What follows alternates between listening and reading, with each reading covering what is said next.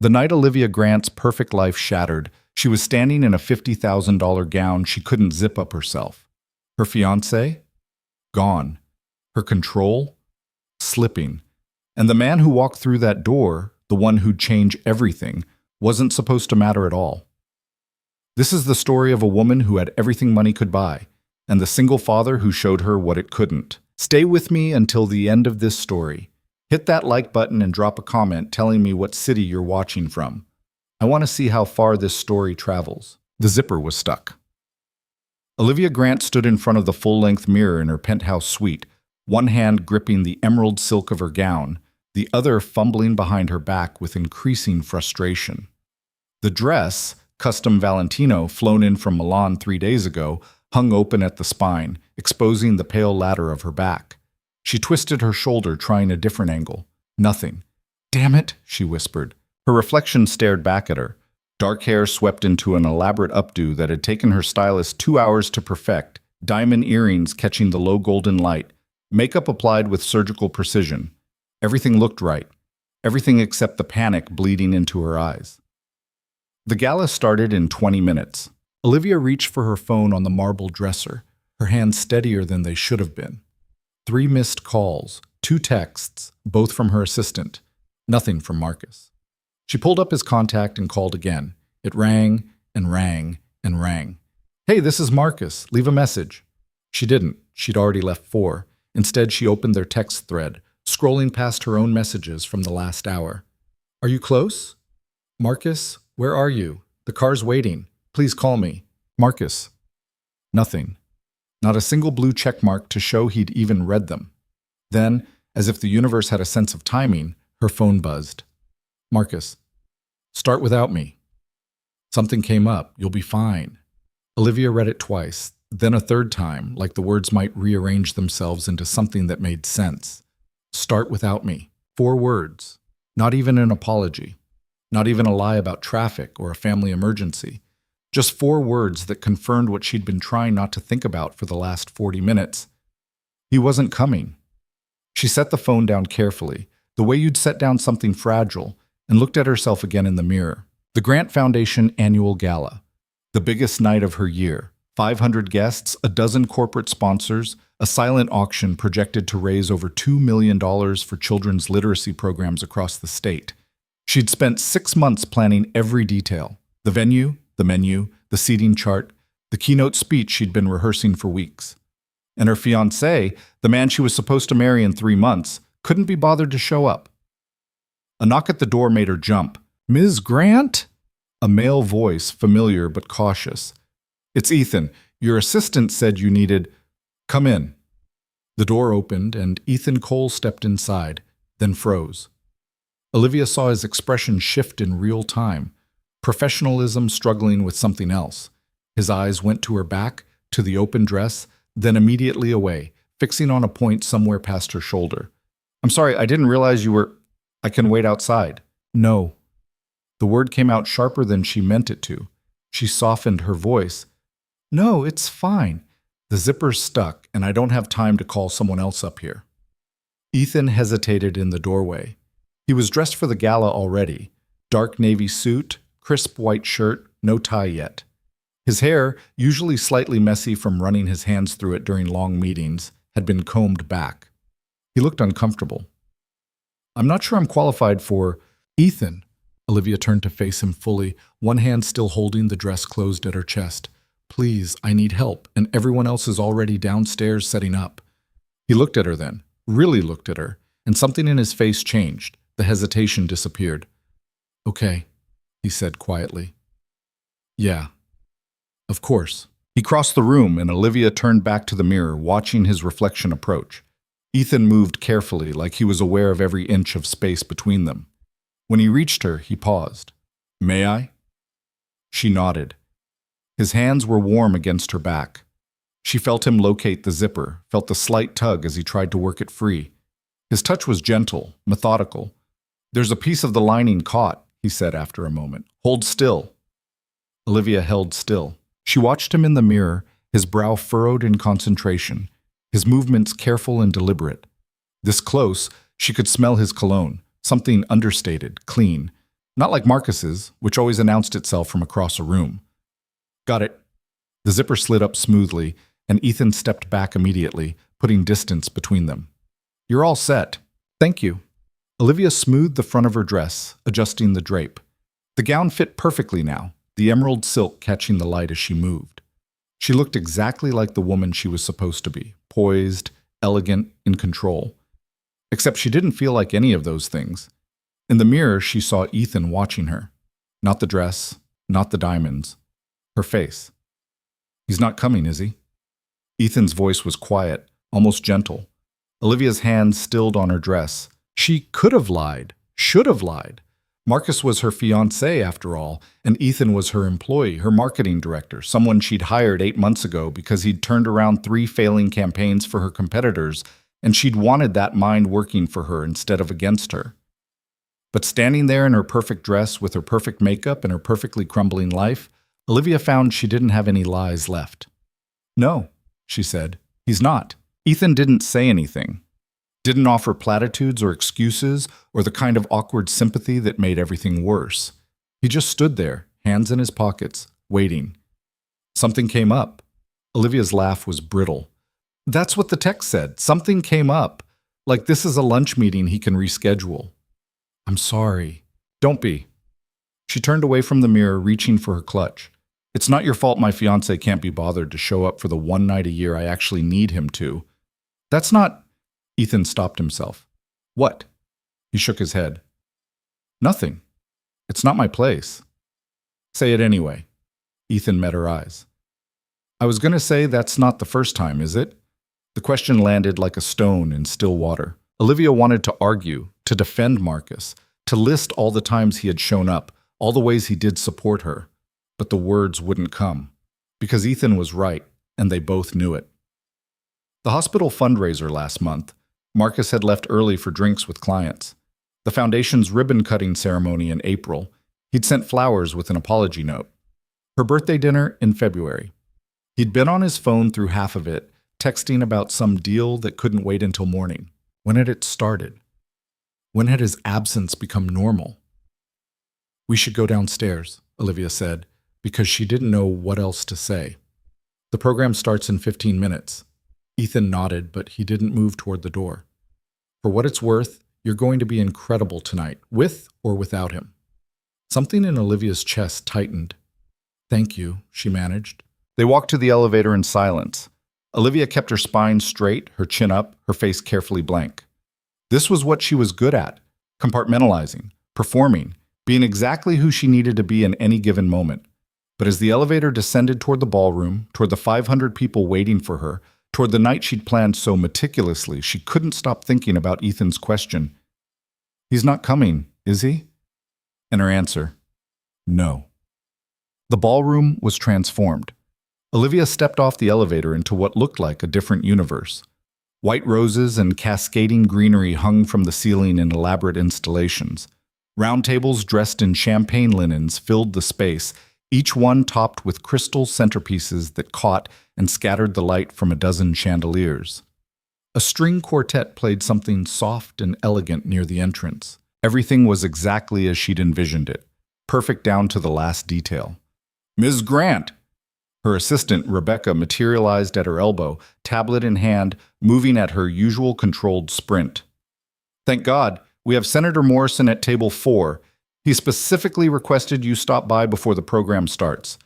The AV team needs final approval on your presentation slides. And there's a reporter from the Times who wants a quick interview for their philanthropy piece. Handle the reporter, Olivia said, her voice sliding into its familiar executive cadence. Tell her I'll give her 5 minutes after my speech. The slides are fine as is, and I'll stop by Senator Morrison's table now. Rebecca nodded, already typing notes. And Marcus? When should we expect... He's not coming. Rebecca's fingers froze on her tablet. Oh, should I have them remove the place setting from the head table? The head table. Of course. Olivia had put Marcus there, right next to her seat, because that's where your fiancé was supposed to sit at these things. Where everyone would see him, would see them, would know that Olivia Grant wasn't just successful and powerful and brilliant, she was also loved. Yes, Olivia said, remove it. Rebecca's expression flickered with something that might have been pity, but she was too professional to let it linger. I'll take care of it right now. And Ms. Grant? You look absolutely stunning. Thank you, Rebecca. As her assistant hurried away, Olivia felt rather than saw Ethan still standing beside her. I should go check on the marketing booth, he said. Make sure the sponsorship materials are displayed properly. Stay. The word came out before Olivia could think about it. She cleared her throat. I mean, if you don't mind, I could use someone nearby who actually wants to be here. Ethan's expression softened. I don't mind. They moved through the ballroom together, Olivia stopping every few feet to greet donors, to thank sponsors, to smile and shake hands, and be the version of herself these people expected. Ethan stayed a half step behind, close enough to be present, but far enough to not intrude. She was aware of him in a way that felt new. Or maybe not new. Maybe she'd just never let herself notice it before. Olivia! A woman in a red gown appeared in front of them, champagne glass in hand. Margaret Chen, board member and wife of a tech CEO. Darling, the space looks magnificent. You've outdone yourself again. Thank you, Margaret. I'm glad you could make it. Wouldn't miss it. Margaret's eyes swept past Olivia, clearly searching. Is Marcus here? I wanted to congratulate him on that merger I read about in the journal. There it was. The first of what would be many questions tonight. He couldn't make it, Olivia said smoothly. Work emergency. Margaret's smile turned sympathetic. Oh, what a shame. Well, I'm sure he hates missing this. You know how these men are about their business. I do, Olivia said, and the words tasted like ash. Margaret drifted away, and Olivia felt Ethan's presence shift closer. You don't have to keep making excuses for him, he said quietly. Yes, I do. That's how this works. That's not how it should work. Olivia turned to look at him. What do you know about how it should work? You've been divorced for 3 years. It came out harsher than she meant it to. Ethan's expression didn't change, but something in his eyes dimmed. You're right, he said evenly. I don't know anything about making a relationship work. That's why mine failed. Guilt hit her immediately. Ethan, I didn't mean... It's fine. He smiled, but it didn't quite reach his eyes. I'm going to check on that booth. Good luck with the senator. He walked away before she could apologize properly, disappearing into the crowd. Olivia stood there feeling like she'd just kicked something small and defenseless. Ethan had never mentioned his divorce to her before. She only knew about it from his HR file. She didn't know why his marriage had ended, didn't know if it had been amicable or messy, or somewhere in between. She just knew she'd thrown it in his face like a weapon, because she was angry at Marcus, and he'd been standing too close. Damn it, she whispered. Ms. Grant? Another voice. This one male and political. The senator is asking for you. Olivia took a breath, reset her face, and dove back into the performance. The program started at 8. Olivia gave the welcome speech from behind the podium, her voice clear and strong, every word landing exactly where she wanted it to. She talked about the foundation's mission, about the children they'd helped, about the power of literacy to change lives. She told the story of a 10-year-old girl from the South Side who'd received one of their scholarships and was now reading 3 grades above her level. The audience was rapt. When she finished, the applause was thunderous. She didn't see Ethan anywhere in the crowd. Dinner was served, some elaborate thing with too many courses and too much presentation. Olivia picked at her plate, smiling and nodding at the appropriate moments as the people at her table talked about stocks and summer homes and their children's acceptances to prestigious universities. The empty chair next to her felt enormous. Across the room, she finally spotted Ethan. He was at one of the middle tables, talking to someone she didn't recognize.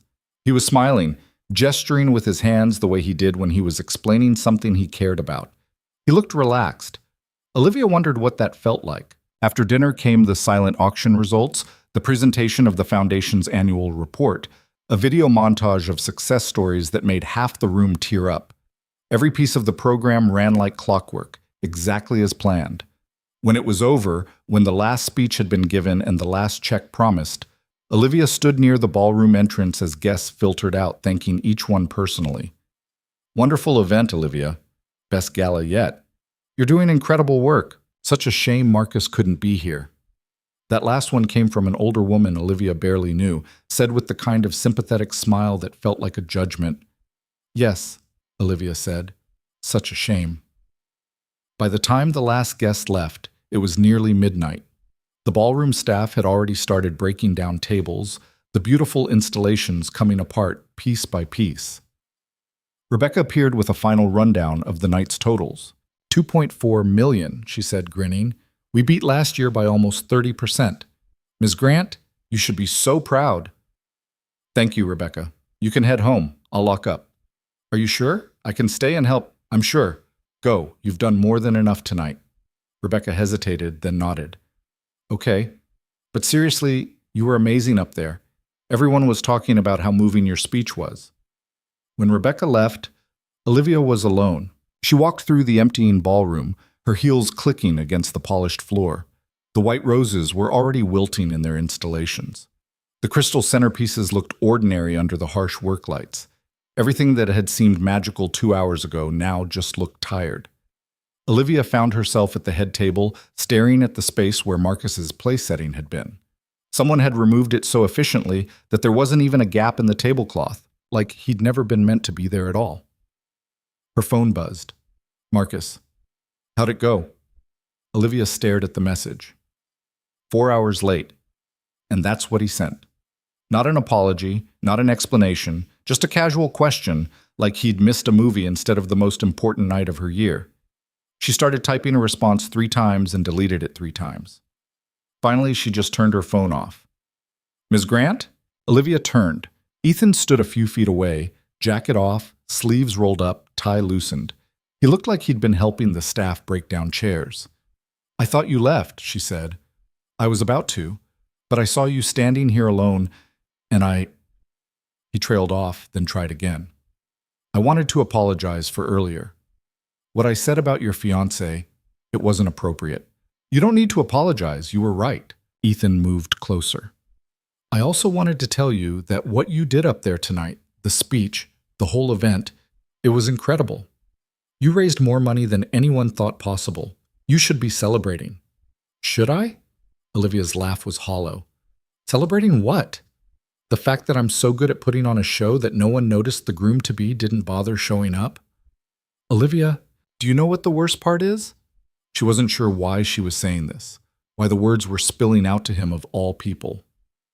The worst part is that I'm not even surprised. I planned for this. Somewhere in the back of my mind, I knew he wouldn't come, so I made sure everything was structured so the event could run without him. I gave myself a backup plan for my own fiancé.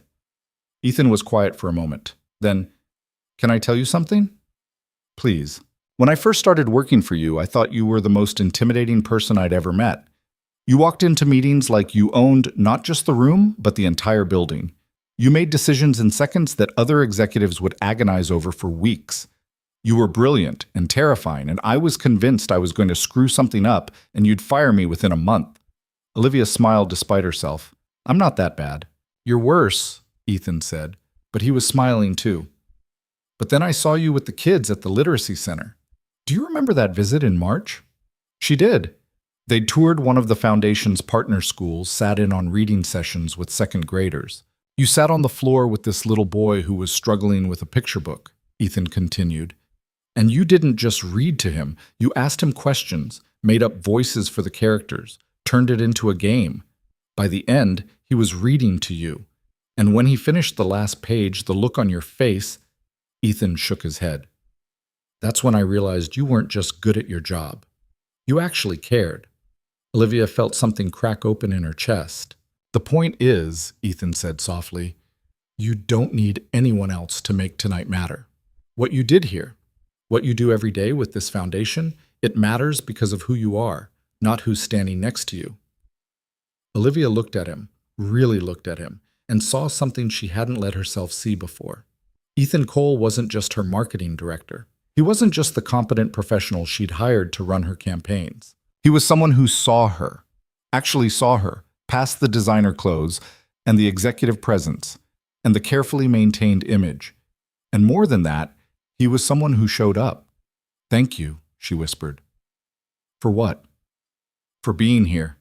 For helping with the dress, for staying during the event, she gestured vaguely at the empty ballroom. For not leaving me alone in this. Ethan's expression did something complicated. Olivia, I need to tell you something. Okay? He took a breath.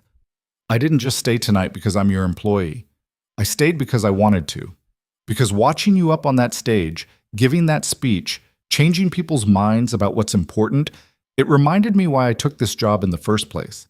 Not for the salary or the resume line, but because working with you makes me want to be better at what I do. The air between them felt different suddenly. Charged. Ethan, I should go. He stepped back, putting distance between them again. It's late, and I need to get home to Sophie. My sister's been watching her all night. Sophie, his daughter. Olivia had met her once, briefly, when Ethan had brought her to the office on a day when his childcare fell through. 7 years old, with her father's dark hair and a gap-toothed smile. How is she? Olivia asked, grateful for the shift in subject. Ethan's whole face changed when he talked about his daughter. It always did. She's good. Obsessed with dinosaurs right now. She made me watch this documentary about velociraptors 3 times last weekend. He smiled. She wanted to know why I was getting dressed up tonight. I told her I was helping my boss with an important party. She asked if there would be a bouncy castle. Olivia laughed, and it felt real. Sorry to disappoint. I told her next time I'd put in a special request. Ethan grabbed his jacket from a nearby chair. I really should go, though. Are you okay to get home? I'll be fine. My driver's waiting. Okay? Good. He hesitated at the ballroom entrance. Olivia? For what it's worth, Marcus is an idiot. Then he was gone. Olivia stood alone in the emptying ballroom, still wearing her perfect dress, still playing her perfect role. But something had shifted. Some small crack had appeared in the foundation of the life she'd built so carefully.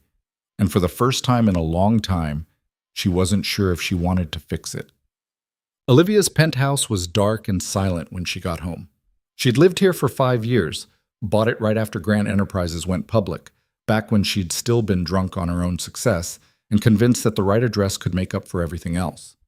15,000 square feet of marble and glass, and views that made visitors gasp. It had never felt emptier. Marcus had a key, but he didn't live here. He had his own place downtown, closer to his office, and they'd fallen into this pattern where he stayed over maybe twice a week. They'd talked about moving in together after the wedding, finding something new that would be theirs instead of hers or his.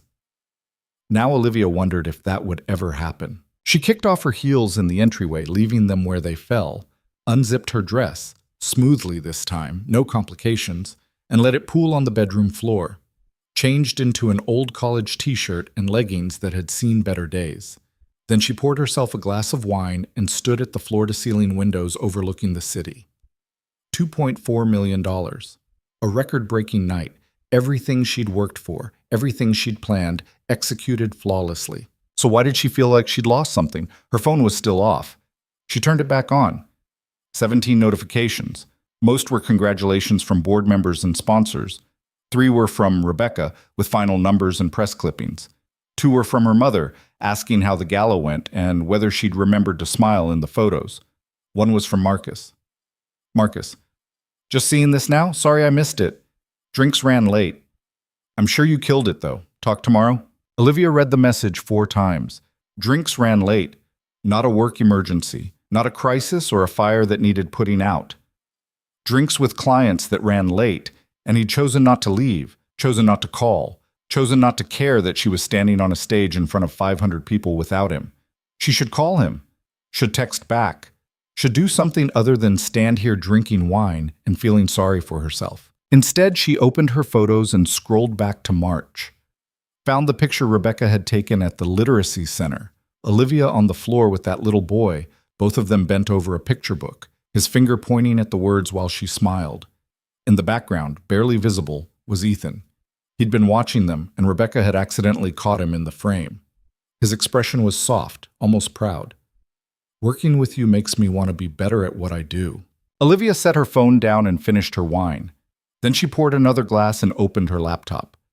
The Foundation's website loaded, showing the success stories she'd referenced in her speech. Children who'd learned to read, teenagers who'd gotten scholarships, families whose lives had changed because someone had given them access to books and tutors and hope. This was what mattered. This was what she'd built. Not the penthouse or the designer clothes or the engagement ring that cost more than most people made in a year. This. The work. The impact. So why wasn't it enough? Olivia closed the laptop and went to bed, but she didn't sleep. She lay in the dark, staring at the ceiling, thinking about Marcus's text in Ethan's eyes and the empty chair at the head table, thinking about the moment when Ethan had zipped up her dress and asked, "He's not coming, is he?" And her answer, "No." Somewhere around 3 in the morning, Olivia realized she'd been answering a different question entirely. Morning came too early. Olivia woke to sunlight streaming through the windows she'd forgotten to cover and a headache that felt like punishment. The wine glasses were still on the coffee table where she'd left them, one tipped on its side, a dark stain spreading across the marble coaster. Her phone said it was 9:30. She'd slept through her alarm. She dragged herself to the shower and stood under water hot enough to hurt, trying to wash away the feeling that something fundamental had changed last night. But it clung to her skin like the expensive perfume she couldn't quite scrub off. By the time she made it to the office, it was nearly 11. Her assistant's desk was empty. Rebecca was probably at the printer's office approving the gala programs for the archives. The hallway was quiet, most of the staff at lunch or in meetings. Olivia's office was exactly as she'd left it Friday afternoon. Neat desk, organized files, everything in its place. She sank into her chair and opened her laptop, pulling up the weekend emails she'd been ignoring. 43 new messages. Most were congratulations on the gala's success, carbon-copied chains of praise from board members who wanted everyone to know they'd noticed. Senator Morrison's chief of staff had sent a formal thank you with a promise to discuss future partnerships. The Times reporter had filed her piece already. Rebecca had forwarded the link with 3 exclamation points. Olivia clicked it open. The headline read, "Grant Foundation Gala raises record $2.4 million for literacy programs." Below it was a photo of Olivia at the podium, mid-speech, looking poised and powerful and completely in control. The article praised her vision, her execution, her unwavering commitment to education reform. It didn't mention Marcus once. Olivia closed the browser and stared at her reflection in the blank screen. A knock at her door made her look up. Ethan stood in the doorway, coffee cup in one hand, folder in the other. He looked tired but put together in dark jeans and a button-down, his usual Monday uniform. "Morning," he said. "Didn't expect to see you in today. Thought you'd take the day off after Saturday." "Too much to do," Olivia said, which was only partly true. The whole truth was that her penthouse felt too big and too empty, and work was the only place where she still knew who she was supposed to be. Ethan stepped inside, closing the door behind him. "I wanted to drop off the final sponsorship reports from the gala. The marketing booth got a lot of traction. We signed up 12 new corporate partners for next year's campaigns." He set the folder on her desk, but he didn't leave. Just stood there, hands in his pockets, looking like he was trying to decide something. "What?" Olivia asked. "How are you doing?" The question was simple, but the way he asked it, gentle, genuine, without any of the performative concern she'd gotten from everyone else, made something in her chest tighten. "I'm fine," she said automatically. Ethan gave her a look that said he didn't believe that for a second. Olivia sighed. "I'm tired, and I have a headache, and I drank too much wine last night, but I'm fine." "Did you talk to Marcus?" "No." "Are you going to?" Olivia picked up a pen just to have something to do with her hands. "Eventually. Right now, I don't trust myself to have that conversation without saying things I can't take back." Ethan was quiet for a moment. Then, "Can I be honest with you?" "When are you not?" "I've worked for you for 8 months now. In that time, I've watched you negotiate deals that would make most CEOs sweat, fire executives who weren't pulling their weight, completely overhaul our marketing strategy from the ground up. You don't hesitate when it comes to business decisions. You see what needs to be done, and you do it." Olivia waited, sensing there was more. "But with Marcus," Ethan continued, "it's like you're a different person, like you've convinced yourself that waiting and hoping and making excuses is the same thing as being patient. And I just—" He stopped, shook his head. "I'm sorry. This isn't my business." "You're right," Olivia said quietly. Ethan blinked. "I am?" "About all of it. I do make excuses for him. I do wait and hope things will change. Because the alternative is admitting that I'm 30 years old and I've built this incredible career and this whole life, And the one thing I can't seem to get right is picking someone who actually gives a damn about me." The words hung in the air between them. "Olivia, it's fine." She forced a smile. Really, I'll figure it out. I always do." Ethan looked like he wanted to argue, but his phone buzzed. He glanced at it, and his expression shifted. "Everything okay?" Olivia asked. "Yeah, just Sophie's school. They're confirming pickup for today." He typed out a quick response. "My sister usually gets her on Mondays, but she's got a dentist appointment, so I need to leave by 3. "That's fine. Take the afternoon if you need to." "Thanks." Ethan pocketed his phone. "Actually, there's a fall festival thing at her school this weekend. She's been talking about it nonstop. They're doing this whole harvest theme with pumpkin painting and a petting zoo." Olivia smiled despite herself. "Sounds like 7-year-old heaven." "You have no idea. She's already planned her entire pumpkin design. It involves a dinosaur and a rocket ship, which she insists makes perfect sense." He paused. "You should come." The invitation caught Olivia off guard. "What?" "To the festival. I mean, if you're free. Sophie would love it. She's been asking when she gets to see Dad's boss, who has the pretty office, again." Olivia laughed. "She said that?" "Almost verbatim. She was very impressed by your view." Ethan shifted his weight, suddenly looking less certain. "But if you're busy, no pressure. I know weekends are probably—" "I'd love to," Olivia heard herself say. Ethan's face lit up. "Yeah?" "Yeah, just text me the details." "Okay, great." He was smiling now, that genuine smile that made him look younger. "I should let you get back to work, but seriously, if you need anything—" "I know, thank you, Ethan." After he left, Olivia sat at her desk for a long time, staring at the closed door. She'd just agreed to spend her Saturday at a children's fall festival with her marketing director and his 7-year-old daughter, instead of wedding planning or meeting with caterers or any of the dozen things she was supposed to be doing 3 months before her wedding. Her phone buzzed. "Marcus. Free for lunch? We should talk." Olivia looked at the message, then at the gala photo still open on her screen, at the version of herself who didn't need anyone else to make her look powerful. She typed back, "Busy today? Dinner tomorrow?" His response came immediately. "Works for me.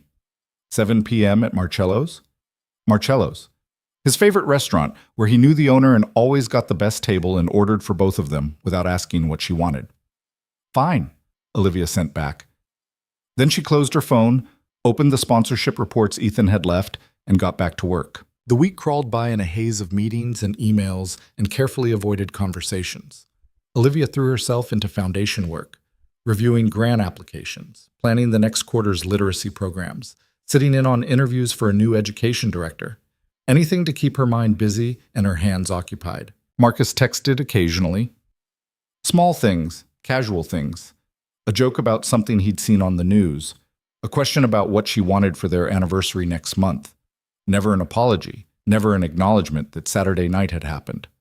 Olivia responded when she had to, kept her messages short and neutral, and tried not to think about the dinner she'd agreed to. Ethan, meanwhile, was everywhere. Not intrusively, not obviously, just there. He'd stop by her office with campaign updates that could have been emails.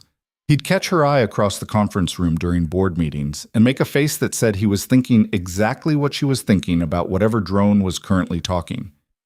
He'd text her random things Sophie had said that day, like the kid was a tiny philosopher and he couldn't help sharing. "Ethan, Sophie just asked me why grown-ups are allowed to have coffee, but kids aren't. I told her it's because coffee makes you boring, and she's perfect the way she is. She said that's the nicest thing I've ever said to her." Ethan. Update. She wants to know if you drink coffee and if that makes you boring too. I told her you drink tea. She's now convinced you're secretly British. Olivia found herself smiling at her phone more than she had in months. On Wednesday, she had lunch with her mother. Caroline Grant was 62, impeccably dressed, and had opinions about everything.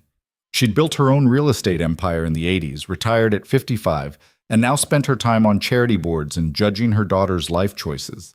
They met at a French bistro downtown, the kind of place where the portions were tiny and the prices were criminal. "You look tired," her mother said before Olivia had even sat down. "Hello to you too." "I'm serious, darling. Are you sleeping enough? You can't let work consume you like this. It's not healthy." Olivia ordered a salad she didn't want and changed the subject. "How's the board?" Are they still fighting over the scholarship criteria? Endlessly. But that's not what we're here to discuss. Caroline leaned forward, her expression sharpening. I saw the photos from the gala. You looked beautiful. The event was clearly a success, but Marcus wasn't in any of them. What happened? He couldn't make it. Work thing. Her mother's perfectly shaped eyebrows rose. A work thing that was more important than your biggest event of the year? Apparently. Caroline sat back, studying her daughter with the kind of X-ray vision that had terrified Olivia as a teenager. Are you two having problems? No. Maybe. I don't know. That's not an answer, Olivia. It's the only one I have right now. Olivia pushed lettuce around her plate. Can we talk about something else? Fine. Let's talk about the wedding. Have you finalized the venue? Not yet. The caterer? Still deciding. Olivia, her mother's voice went sharp. The wedding is 3 months away. You should have these things locked down by now. What's going on? Olivia set down her fork. Do you like Marcus? The question seemed to catch Caroline off guard. What kind of question is that? A simple one. Do you like him? As a person, not as a resume. Her mother was quiet for a moment, choosing her words carefully. I think Marcus is very successful. I think he comes from a good family. I think he's intelligent and well-connected, and he'll be able to provide you with the kind of life you've built for yourself. That's not what I asked. Caroline sighed. Darling, I've been married twice. I learned a long time ago that liking someone and building a life with them are two very different things. Your father and I liked each other tremendously. We also made each other miserable. And husband number 2? Richard and I have an understanding. We respect each other's space, support each other's careers, and don't expect fairy tales. She reached across the table, covering Olivia's hand with hers. I'm not saying you shouldn't love Marcus. I'm saying love isn't enough to build a marriage on. You need compatibility, shared goals, mutual respect. What if we don't have those things either? Her mother's expression softened in a way Olivia rarely saw. Then you need to decide what you're willing to live with and what you're not. But make that decision with your eyes open, not because you've already sent out save the dates. They finished lunch talking about safer topics, Caroline's book club, the foundation's expansion plans, whether Olivia should get highlights or stick with her natural color. But the earlier conversation lingered like smoke in the air. On the drive back to her office, Olivia thought about what her mother had said. Compatibility, shared goals, mutual respect. She and Marcus wanted different things.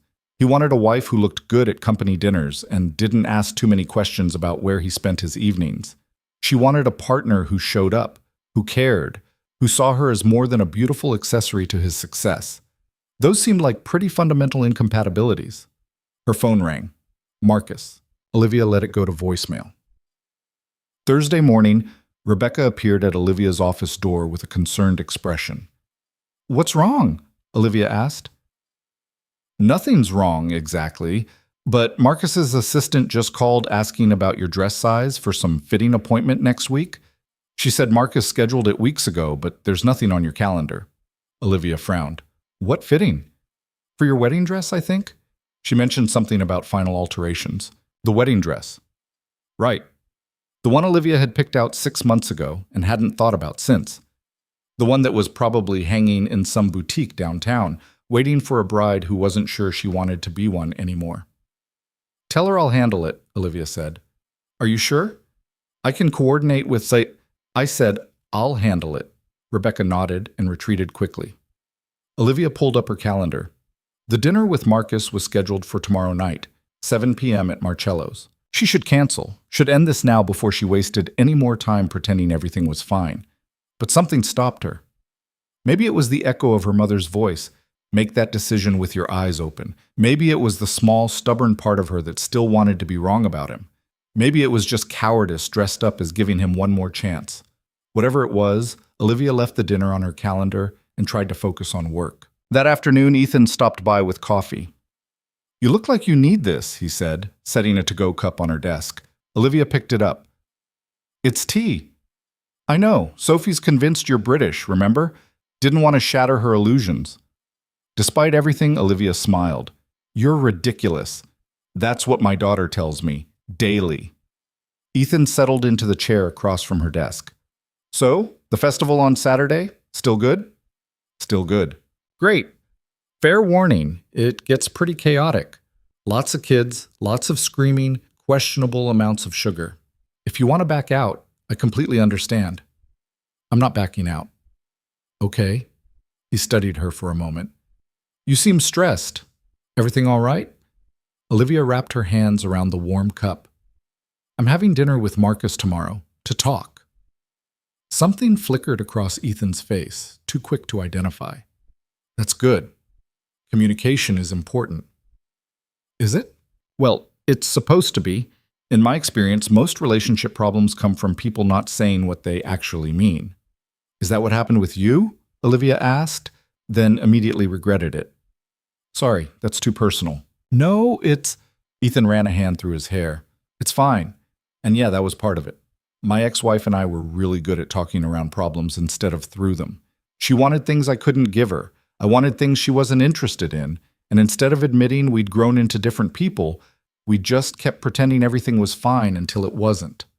What did she want? Honestly, someone who wasn't me. He smiled, but it was sad around the edges. She met someone else, a lawyer from her firm. They've been married for 2 years now. By all accounts, she's happy. I'm sorry. Don't be. The divorce was the best thing that could have happened to both of us. We were making each other miserable, trying to force something that wasn't working. He leaned forward. The point is, if you and Marcus need to have a hard conversation, have it. Don't do what I did and let things drag on until there's nothing left to save. Olivia nodded slowly. What if I already know what I need to say? Then say it. Even if it ends everything? Ethan held her gaze. Especially if it ends everything. You deserve someone who shows up for you, Olivia, not just physically, but emotionally. Someone who sees you working yourself to exhaustion for causes you believe in and thinks, how can I help? Instead of, why are you still at the office? The words settled between them, heavy with meaning. Is that what you think? Olivia asked quietly. That I deserve that? I know you do. They sat there for a moment, the office quiet except for the distant hum of the building's ventilation system. Then Ethan's phone buzzed. He glanced at it and stood. I need to get going, picking up Sophie early today. Her class is doing some kind of science presentation, and she's nervous about it. She'll be great. That's what I told her. He paused at the door. Good luck tomorrow. With the dinner. Whatever you decide to say, I hope he listens. After he left, Olivia sat at her desk drinking her tea and thinking about endings and beginnings and the space between where you are and where you want to be. Friday arrived with the weight of an execution date. Olivia changed clothes 3 times before settling on a simple black dress. Elegant enough for Marcello's, but not so formal it looked like she was trying too hard. She touched up her makeup, straightened her hair, and stared at her reflection, trying to find the version of herself who knew what to say. The restaurant was crowded when she arrived, filled with couples and business dinners, and the low hum of expensive conversation. The maitre d' recognized her immediately. Ms. Grant, Mr. Hayes is already here. Right this way. Marcus was at their usual table in the back corner, scrolling through his phone with a glass of scotch in front of him. He looked up when she approached and smiled. The same charming smile that had attracted her to him 4 years ago at a networking event. You look beautiful, he said, standing to kiss her cheek. Thank you. They sat. A waiter appeared immediately, asking if she wanted her usual wine. Olivia ordered water instead. Marcus raised an eyebrow. Water? I'm not drinking tonight. Suit yourself. He flagged down the waiter again. We'll start with the burrata, then I'll have the ribeye, medium rare. She'll have the sea bass. The waiter left, and Olivia felt the familiar irritation rise. I might have wanted something different. You always get the sea bass. Maybe I wanted to try something new. Marcus looked at her like she was speaking another language. Okay, should I call him back? No, it's fine. It wasn't fine. None of this was fine. They made small talk while they waited for the food, surface-level conversation about work and mutual acquaintances and the weather. Marcus told her about a deal he'd closed, name-dropping executives Olivia had never met. She told him about the foundation's expansion into 3 new cities, and he nodded along like he was listening while checking his phone. The food came. Olivia picked at her sea bass. So? Marcus said finally, cutting into his steak. About Saturday. What about it? I know I should have been there, and I'm sorry. It was shitty timing. Olivia set down her fork. What came up? You said it was a work emergency. Yeah, clients in from the West Coast. We went out for drinks to close this acquisition, and it just went longer than expected. You couldn't leave? Not even for an hour? Marcus sighed. Olivia, these guys were about to sign a $50 million deal. I couldn't just bail because you had a party. It wasn't a party, Marcus.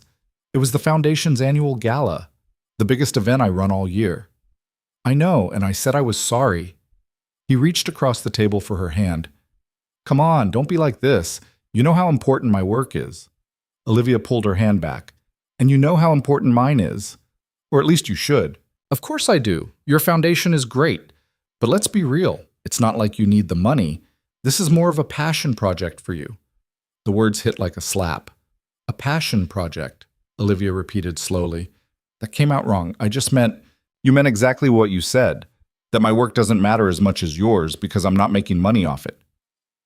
She could feel her composure cracking, years of resentment spilling through the fissures. Do you know how many children we've helped? How many kids are reading at grade level now because of programs I built from scratch? Olivia, $2.4 million, Marcus. We raised $2.4 million Saturday night. That's not a passion project. That's real work with real impact. Marcus set down his knife. Where is this coming from? From the fact that you've missed 3 foundation events in the last 6 months. From the fact that you can't remember the last time we had a conversation that wasn't about your job or your deals or your schedule. From the fact that I'm sitting here 3 months before our wedding and I can't remember the last time you asked me how I was doing. The table next to them went quiet. Olivia lowered her voice. I'm not happy, Marcus. He stared at her. What? I'm not happy. We're not happy. We're just going through the motions because it's easier than admitting this isn't working. That's not true. We're fine. We're not fine. You don't show up for me. You don't listen when I talk. You don't even order me the food I want because you've decided you know better than I do what I like. Marcus leaned back in his chair, his expression hardening.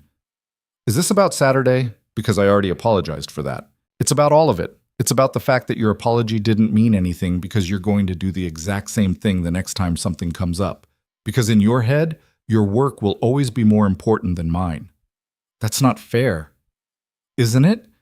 Olivia's voice was steady now, years of practice keeping her emotions locked down. Tell me one thing about the Foundation's literacy program. One detail about the schools we work with or the kids we help. Marcus opened his mouth, then closed it. You can't, can you?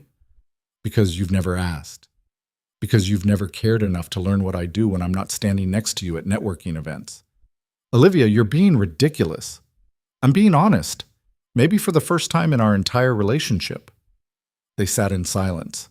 Around them, the restaurant continued its expensive symphony, silverware on china, low laughter, the pop of a wine cork. Finally, Marcus spoke. So, what are you saying? You want to postpone the wedding? I'm saying I don't think we should get married at all. The words hung in the air between them, irreversible. Marcus's face went through several expressions, shock, anger, disbelief. You're not serious. I am. Over one missed event? Over 4 years of you treating me like an accessory instead of a partner. That's bullshit. Marcus's voice was rising now, drawing looks from nearby tables. I've given you everything. I've supported your career. I've been patient with your crazy hours. You've shown up when it was convenient for you and disappeared when it wasn't. That's not a partnership, Marcus. That's you having a beautiful girlfriend who looks good in photos and doesn't ask too much of you. Marcus threw his napkin on the table. I can't believe this. You're throwing away 4 years over nothing. It's not nothing to me. He stood abruptly, his chair scraping against the floor. Fine, you know what? Fine. If that's how you feel, then maybe we shouldn't get married, because the woman I proposed to wouldn't be this ungrateful. Ungrateful. The word landed like a punch. Olivia stood too, calmly picking up her purse. I think we're done here. You're making a mistake. Maybe. But it's mine to make. She walked out of Marcello's with her head high and her hands steady, and she didn't look back once. It wasn't until she was in her car, pulling out of the parking garage, that she started shaking. Great silent tremors that started in her hands and worked their way through her entire body. She'd done it. She'd ended a 4-year relationship, called off a wedding, walked away from the life she was supposed to want, and she felt lighter than she had in months. Olivia drove home on autopilot, her mind strangely blank. When she got to her penthouse, she poured herself a glass of wine, actually drank it this time, and called Rebecca. "The wedding's off," she said when her assistant answered. "I need you to start making calls tomorrow. Cancel the venue, the caterer, return the dress, and draft an email to the board explaining that Marcus and I have ended our relationship." Rebecca was quiet for a beat. Then, "Are you okay?" "I'm fine. Better than fine, actually." "Okay, I'll handle everything. Do you need anything tonight?" "No, just thank you for everything." After they hung up, Olivia sat on her couch in the dark, watching the city lights below. Her phone was silent. Marcus hadn't called or texted, probably wouldn't. She thought about calling someone, her mother maybe, or one of her college friends she barely talked to anymore. But she couldn't face the explanations, the questions, the inevitable judgment. Instead, she opened her messages and scrolled to Ethan's name. She stared at the screen for a long time, her thumb hovering over the keyboard. Finally, she typed, "I ended it. With Marcus. Just thought you should know." She hit send before she could overthink it. 3 dots appeared immediately. Then, "Ethan, are you okay?" Olivia, "I think so. Is that weird?"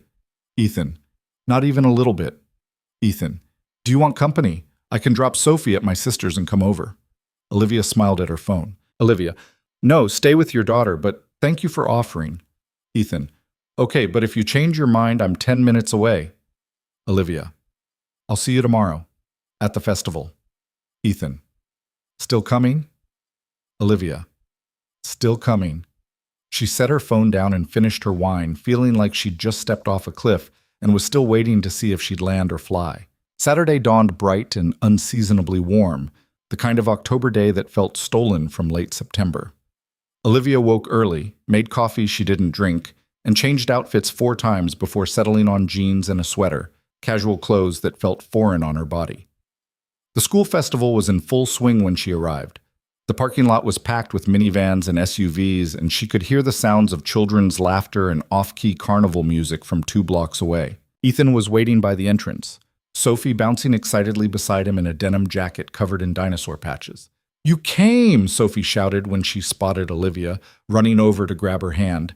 "Dad said you might be too busy with important boss stuff, but you came." "Of course I came," Olivia said, smiling down at the little girl. "I wouldn't miss it." Ethan looked at her with an expression she couldn't quite read. Hey, how are you feeling? Like I just blew up my entire life." "Is that a good thing or a bad thing?"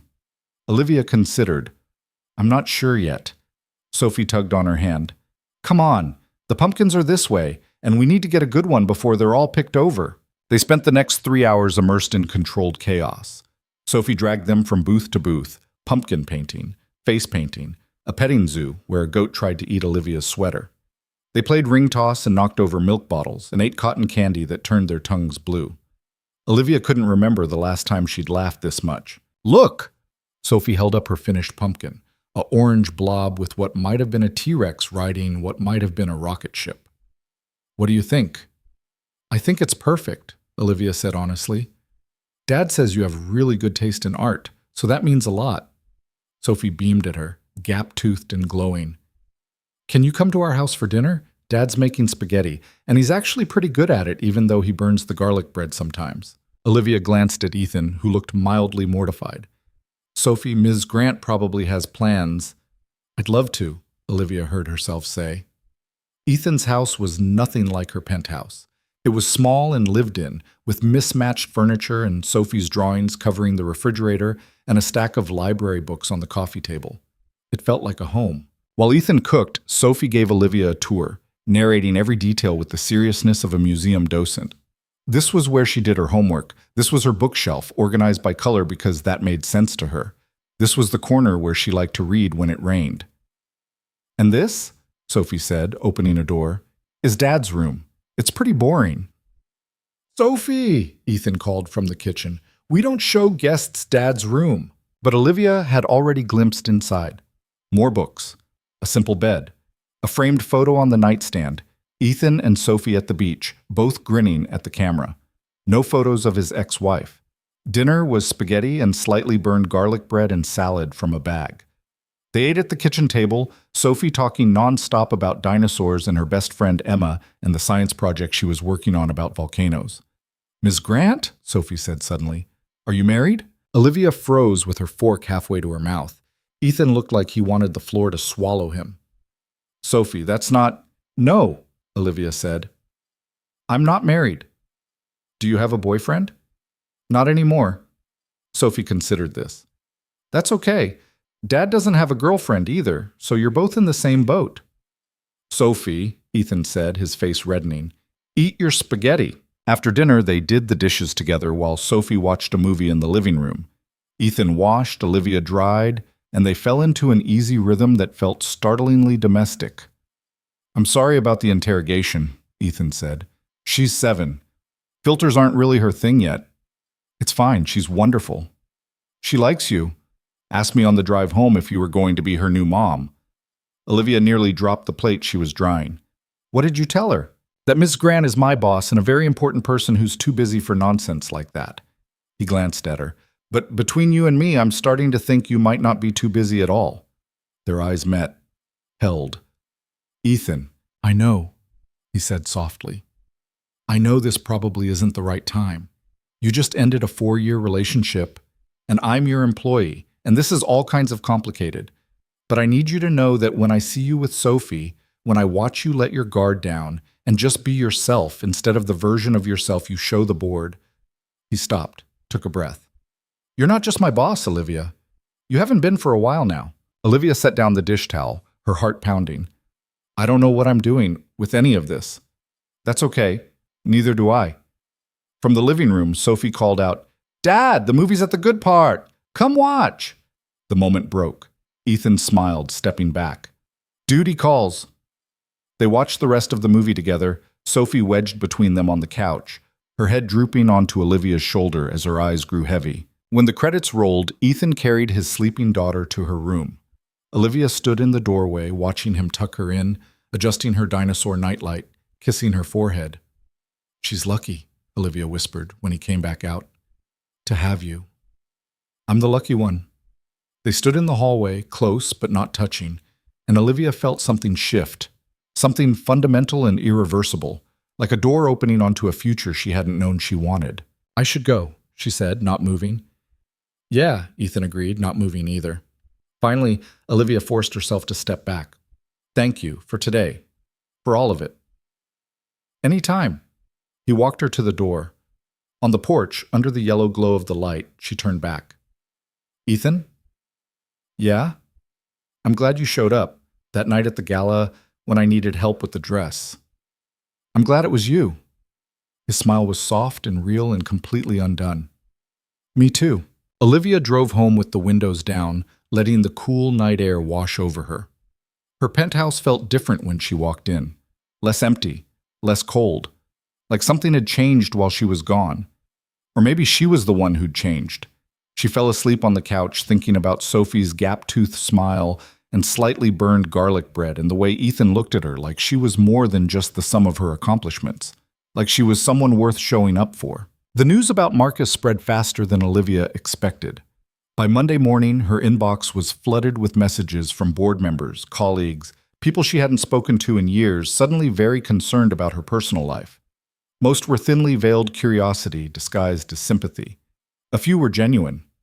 Her mother called twice before Olivia finally answered. "Are you insane?" like Caroline said without preamble. "Good morning to you too, Mom." "Don't be flippant. Do you have any idea what you've done? Marcus Hayes comes from one of the most influential families in the state. His connections alone." "I don't care about his connections." "Well, you should. In our world, relationships are strategic. You can't just throw away 4 years because you had a fight." Olivia pinched the bridge of her nose. "It wasn't a fight. It was me finally admitting we were never right for each other." "Oh, sweetheart," her mother's voice softened slightly. "No one is right for each other. Marriage is about compromise and partnership and building something together. You think I wake up every morning thrilled to be married to Richard? That's depressing, Mom. That's realistic. Love fades, attraction fades. What matters is whether you can stand to be in the same room with someone after 20 years.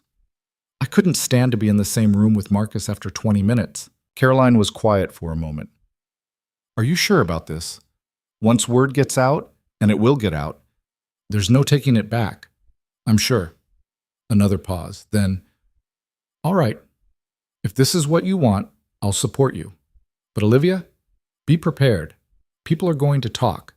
They're going to have opinions. Don't let it shake you. I won't. After they hung up, Olivia sat at her desk staring at her calendar. The next 3 months had been blocked off with wedding-related appointments, dress fittings, cake tastings, meetings with florists and photographers and venue coordinators. Rebecca had already started canceling them, but the empty spaces they left behind felt accusatory. A knock interrupted her thoughts. Ethan leaned against her doorframe, 2 coffee cups in hand. Brought you something that's not tea. Figured you might need the real stuff today. You heard. The whole office heard. Rebecca told the finance team, who told HR, who told literally everyone else. He set 1 cup on her desk. How are you holding up? I've had 17 people ask me that in the last 2 hours. That's not an answer. Olivia took a sip of coffee. It was perfect. Cream, no sugar, exactly how she liked it. I'm fine. Tired of explaining myself, but fine. Ethan settled into the chair across from her. You don't owe anyone an explanation. Tell that to the board. Senator Morrison already sent an email asking if this will affect our working relationship with the Hayes Foundation. Will it? I don't know. Probably. Olivia rubbed her temples. Marcus is petty enough to pull their funding out of spite. Then we'll find other funding. We've done it before. The casual way he said we made something warm unfold in Olivia's chest. Sophie asked about you this morning, Ethan said, changing the subject. Wanted to know when you're coming over again. I told her you're very busy, but she's convinced you need a standing dinner invitation. Olivia smiled despite herself. A standing invitation? Her words, not mine. Though between you and me, I wouldn't mind if you took her up on it. His expression turned more serious. I meant what I said Saturday night, about you not just being my boss. Ethan, I know the timing is terrible. I know you probably need space and time to figure out what you want. I'm not asking you to make any decisions or define anything. I just need you to know that I'm here, however you need me to be. Before Olivia could respond, her phone rang. Rebecca's extension. Ms. Grant, I have Westfield Elementary on line 2. They say it's urgent regarding Sophie Cole. Olivia's stomach dropped. She looked at Ethan, whose face had already gone pale. Put them through, she said, hitting the speaker button. Ms. Grant. A woman's voice, professional but strained. This is Principal Davis at Westfield Elementary. I'm trying to reach Ethan Cole. He's listed as Sophie's primary emergency contact, but we've been calling his cell for 20 minutes with no answer. Ethan was already pulling out his phone. Damn it, I turned it off for the budget meeting. What happened? Olivia asked. Is Sophie okay? She had an accident on the playground, fell off the climbing structure. We think her arm might be broken. The ambulance is here now, but we need a parent present before they can transport her. Ethan was on his feet, grabbing his jacket. I'm leaving now. Tell them I'll be there in 15 minutes. Wait! Olivia stood too. Which hospital? St. Mary's, most likely, the principal said. I'm coming with you, Olivia told Ethan. You don't have to. I'm coming. They took Olivia's car because it was faster. Ethan spent the entire drive trying to call his sister, his hands shaking too badly to hold the phone steady. Olivia took it from him gently and dialed herself. Jessica, it's Olivia Grant. It's Olivia. Sophie had an accident at school. We're heading to St. Mary's now. Can you meet us there? While Ethan's sister fired off questions, Olivia watched him out of the corner of her eye. His jaw was clenched, his breathing shallow. She'd seen him handle million-dollar campaigns without breaking a sweat, but right now he looked like he might fall apart. At a red light, she reached over and squeezed his hand. She's going to be okay. You don't know that. Yes, I do. Kids are tougher than we think. She had no idea if that was true, but she said it anyway because he needed to hear it. His fingers tightened around hers. The emergency room was chaos. Olivia pulled into the ambulance bay and they ran inside, Ethan giving Sophie's name to 3 different people before a nurse finally directed them to a treatment room. Sophie was sitting on a hospital bed, her left arm cradled against her chest, tear tracks on her face but eyes dry now. A paramedic was talking to her softly, showing her the splint they'd put on. Dad! She lit up when she saw Ethan, then immediately started crying again. Hey, I'm here! Ethan was at her side in 2 strides, carefully pulling her into a hug. I'm so sorry I didn't answer my phone. Are you okay? Where does it hurt? My arm and my knee. And I was scared because you didn't come and Ms. Davis kept calling you and Sophie caught sight of Olivia hovering in the doorway. Ms. Grant came too? Of course I did, Olivia said, moving closer. Couldn't let your dad handle all this excitement alone. The paramedic stood, giving them space. We're pretty sure it's a fracture, but she'll need x-rays to confirm. The doctor should be in soon. The next hour was a blur of medical professionals, forms to sign, x-rays that confirmed a clean break in Sophie's radius. The doctor, a tired woman with kind eyes, explained that Sophie would need a cast for 6 weeks, maybe 8. Can I pick the color? Sophie asked, her voice small but hopeful. Any color you want, the doctor promised. Sophie chose purple. With glitter, because of course she did. Through all of it, Ethan never left her side. He held her hand during the x-rays, distracted her with bad jokes while they waited for results, and didn't flinch when she accidentally kicked him while they were setting the cast.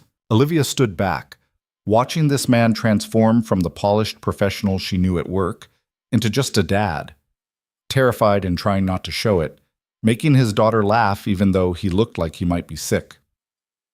When Sophie was finally discharged with a purple glitter cast and a prescription for children's ibuprofen, it was nearly 6 p.m. Ethan's sister had arrived an hour earlier and was waiting in the lobby. I can take her home, Jessica offered. You look exhausted. I'm fine. I should be the one. Ethan. Jessica gave him a look that suggested this was an old argument. You've been at the hospital for 5 hours. Let me take Sophie home, get her settled, make her dinner. You can come by later. Sophie, half asleep against Ethan's shoulder, mumbled something about being hungry.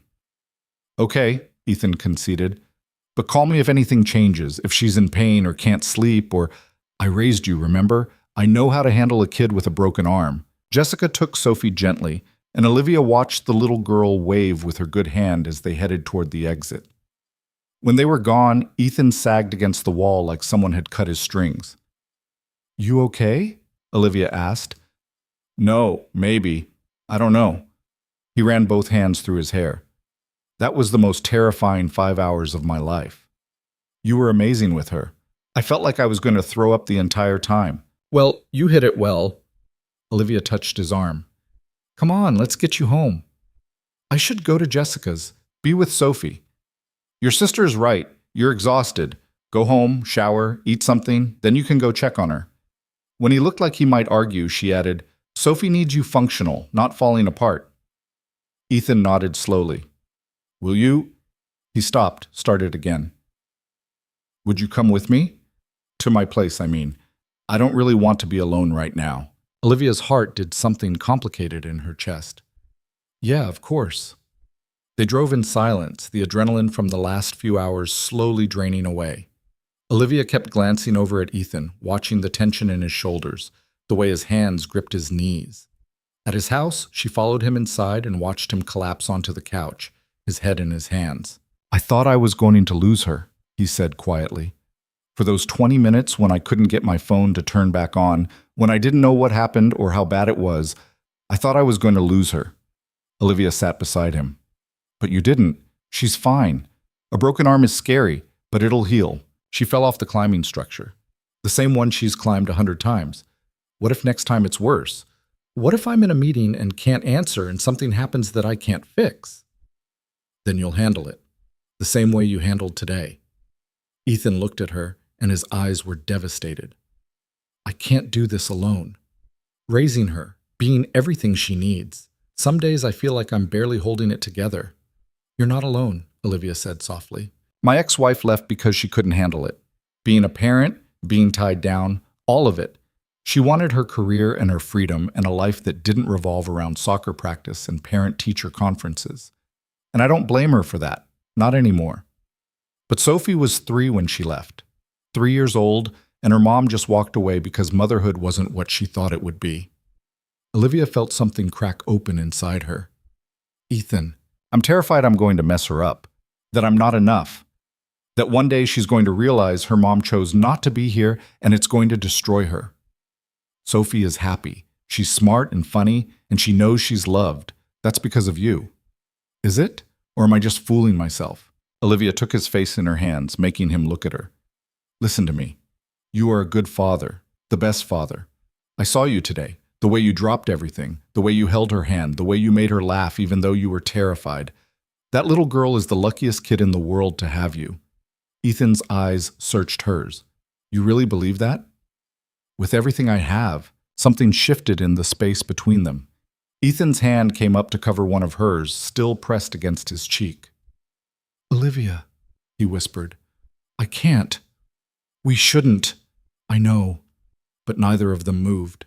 The kiss happened slowly, inevitably, like gravity. Ethan leaned forward and Olivia met him halfway, and when their lips touched, it felt like coming home to a place she'd never been. It was soft and tentative and completely overwhelming. Ethan's hand slid into her hair, and Olivia's fingers curled into his shirt, and for a moment the entire world narrowed to this. Just them, just this feeling of rightness she'd been searching for her whole life. When they finally pulled apart, both breathing hard, Ethan rested his forehead against hers. That was, yeah, Olivia agreed. I've wanted to do that for months. Months? Since April.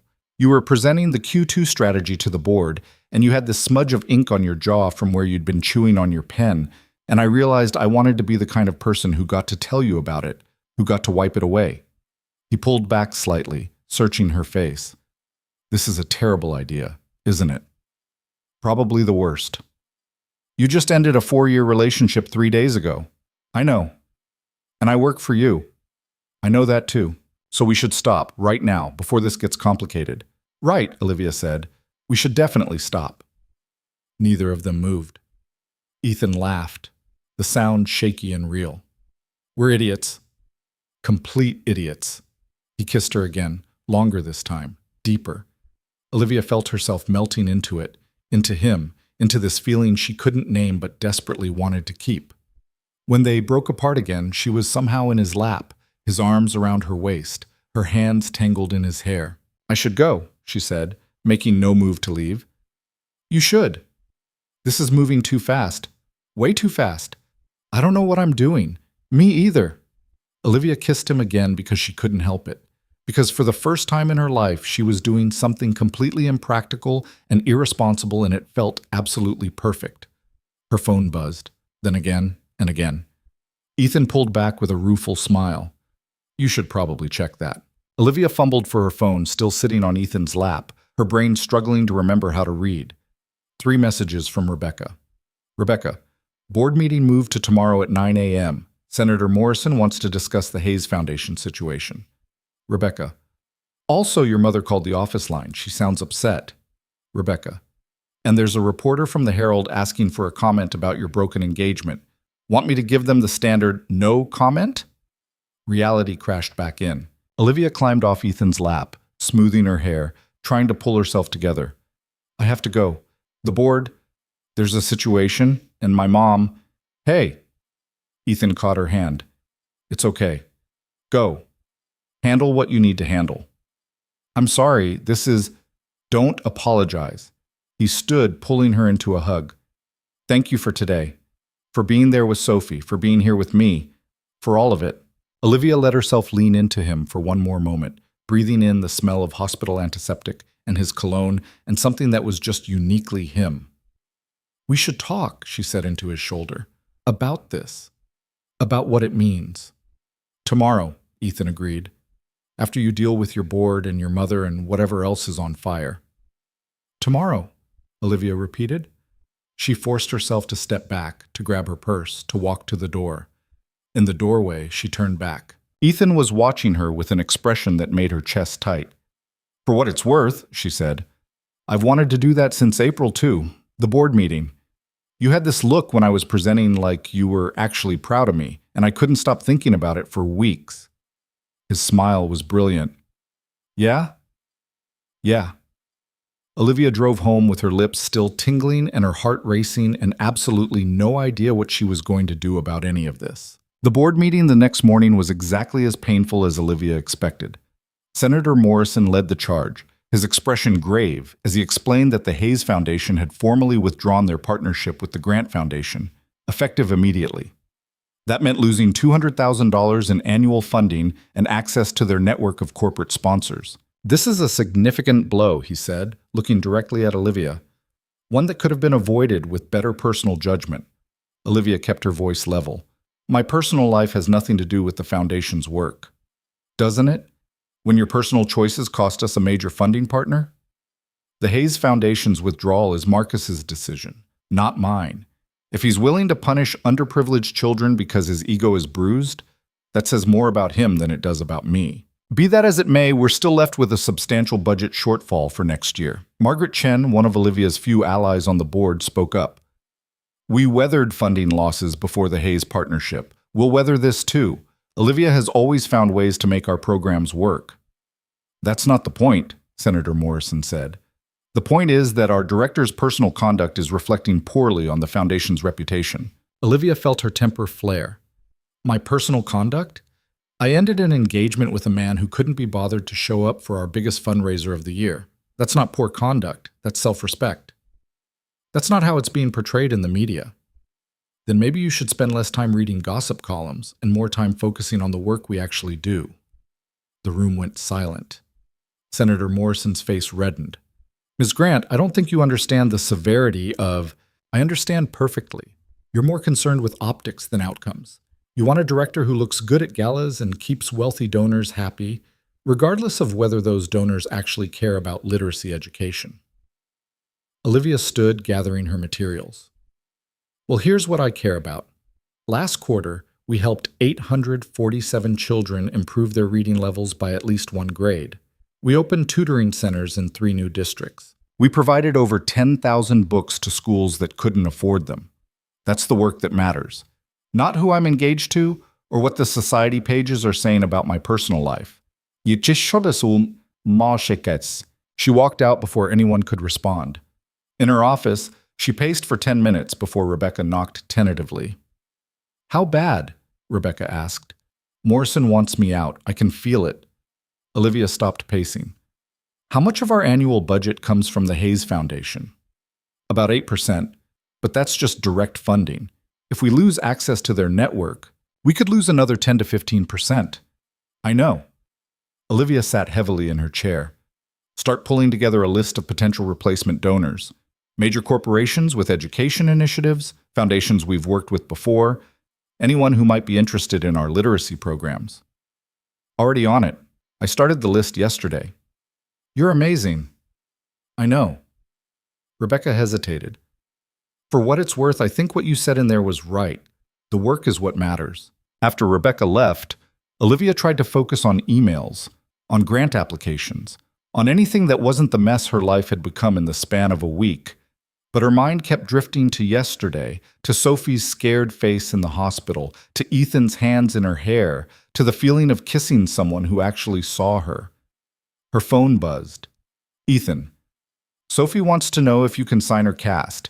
Apparently you're famous enough to make it cool."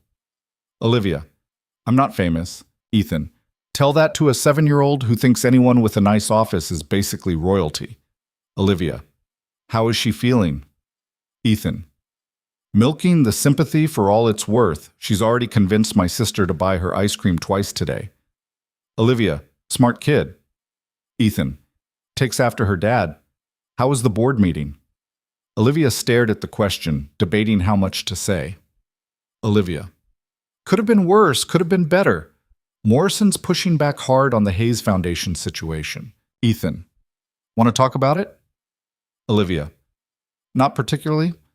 Want to have dinner instead? The 3 dots appeared and disappeared several times before his response came through. Ethan, are you asking me on a date? Olivia, maybe. Is that okay?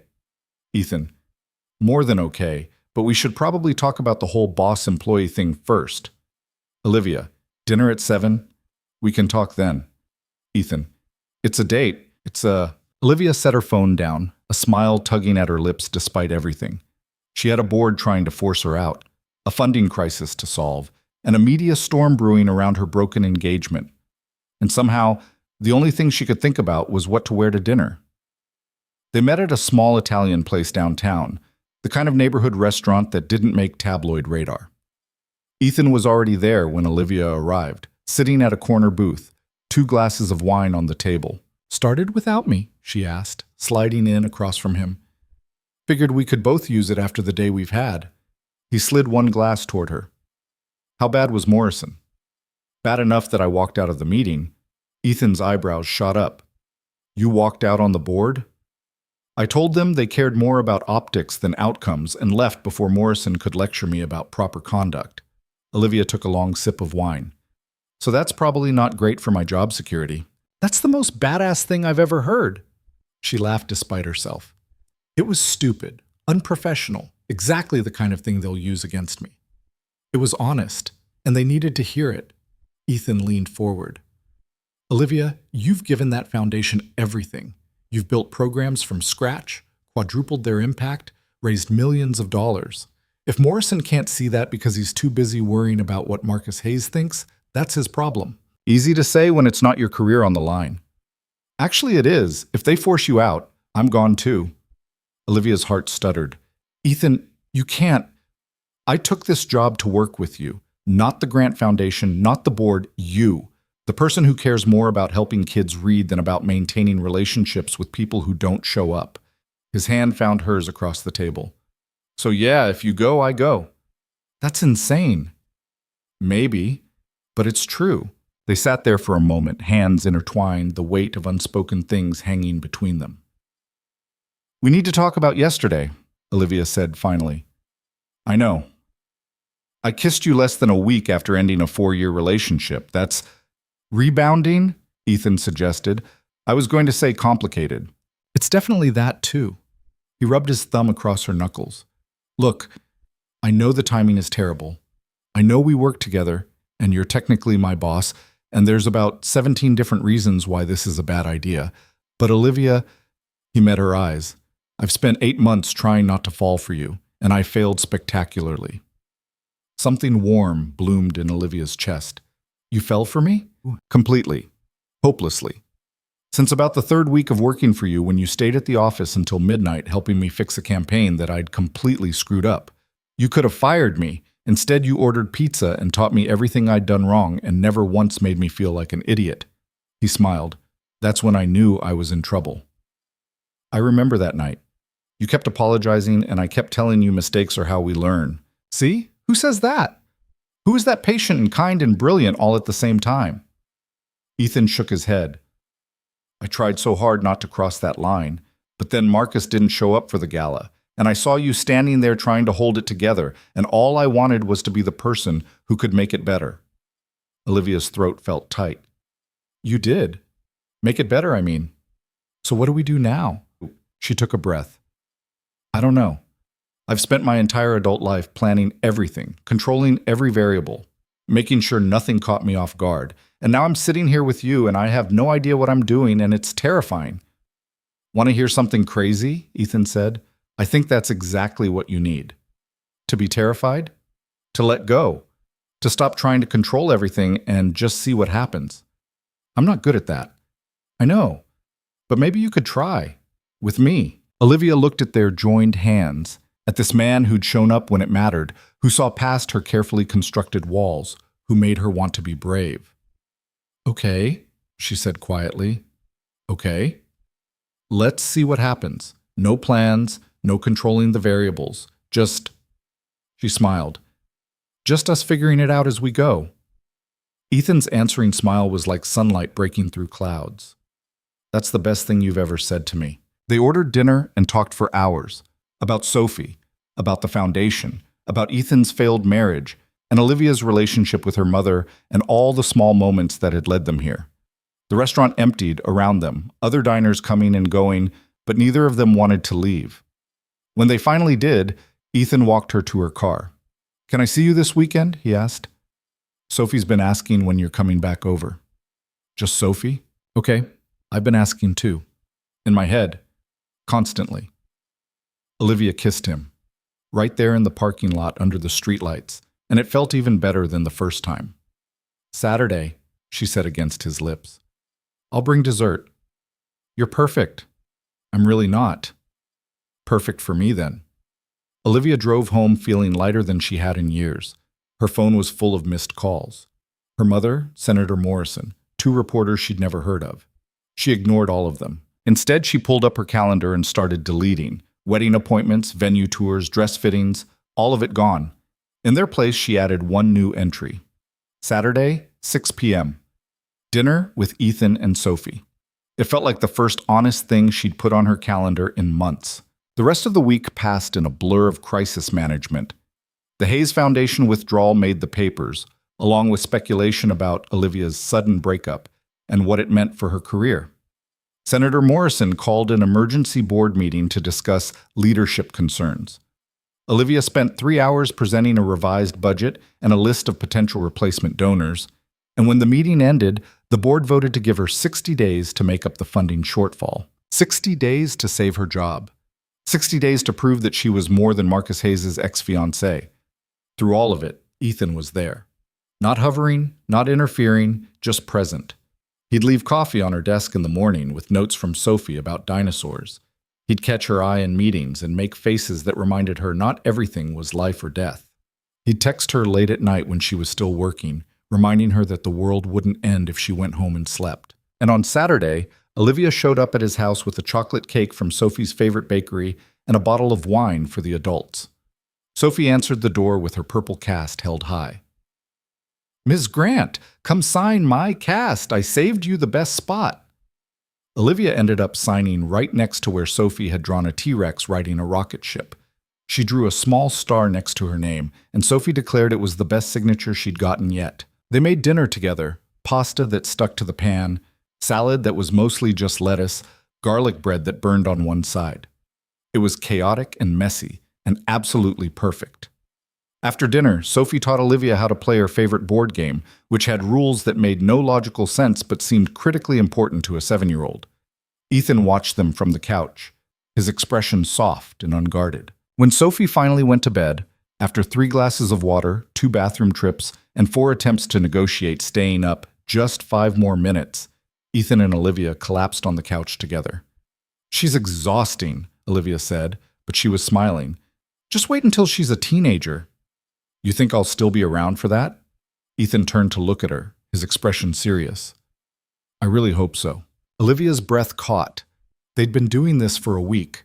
Stolen kisses in parking lots, long dinners at out-of-the-way restaurants, texts that made her smile at inappropriate times. But this was the first time either of them had acknowledged that it might be more than just seeing what happens. "Ethan, I know it's too soon. I know we're supposed to be taking this slow. But Olivia, you fit into my life, into Sophie's life, into everything. And I can't pretend I don't want this to be real."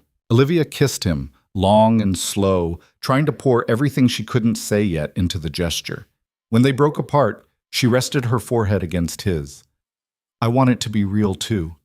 I'm just scared I'm going to mess it up. Then we'll mess it up together." They stayed like that for a long time, wrapped around each other on his worn-out couch. And Olivia thought about all the nights she'd spent alone in her perfect penthouse, wondering why it never felt like enough. This, cramped and comfortable with garlic breadcrumbs on her shirt and a 7-year-old asleep down the hall, this felt like everything. Her phone rang, shattering the moment.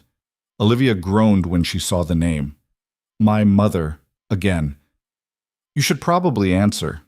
Olivia sighed and picked up. "Hi, Mom. Where have you been? I've been calling all week. I've been busy. Work crisis. I heard about the Hayes Foundation. Morrison called Richard, asking questions about your judgment." Caroline's voice was clipped, worried. "Olivia, this is serious. You need to do damage control." "I'm handling it." "By hiding? By refusing to return calls?" A pause. "Where are you right now? You sound different." Olivia looked at Ethan, at his house, at the life she'd been slowly stepping into all week. "I'm at a friend's house." "What friend?" "Just someone from work." "Olivia Margaret Grant, are you seeing someone?" Trust her mother to cut straight through the deflection. "Maybe it's new. It's complicated." "How new?" "Very new." "How complicated?" Olivia hesitated. "He works for me." The silence on the other end was deafening. Finally, Caroline spoke. "Please tell me you're joking." "I'm not." Olivia, do you have any idea how this looks? You break up with Marcus, and less than 2 weeks later, you're dating an employee. The board will crucify you. The board doesn't get to dictate my personal life. When your personal life affects the foundation, yes, they do.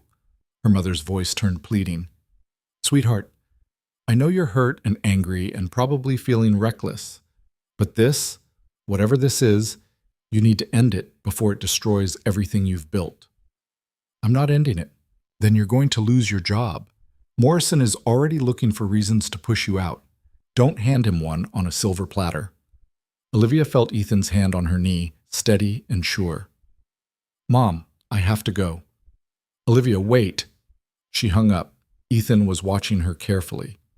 Everything okay? My mother thinks I'm making the biggest mistake of my life.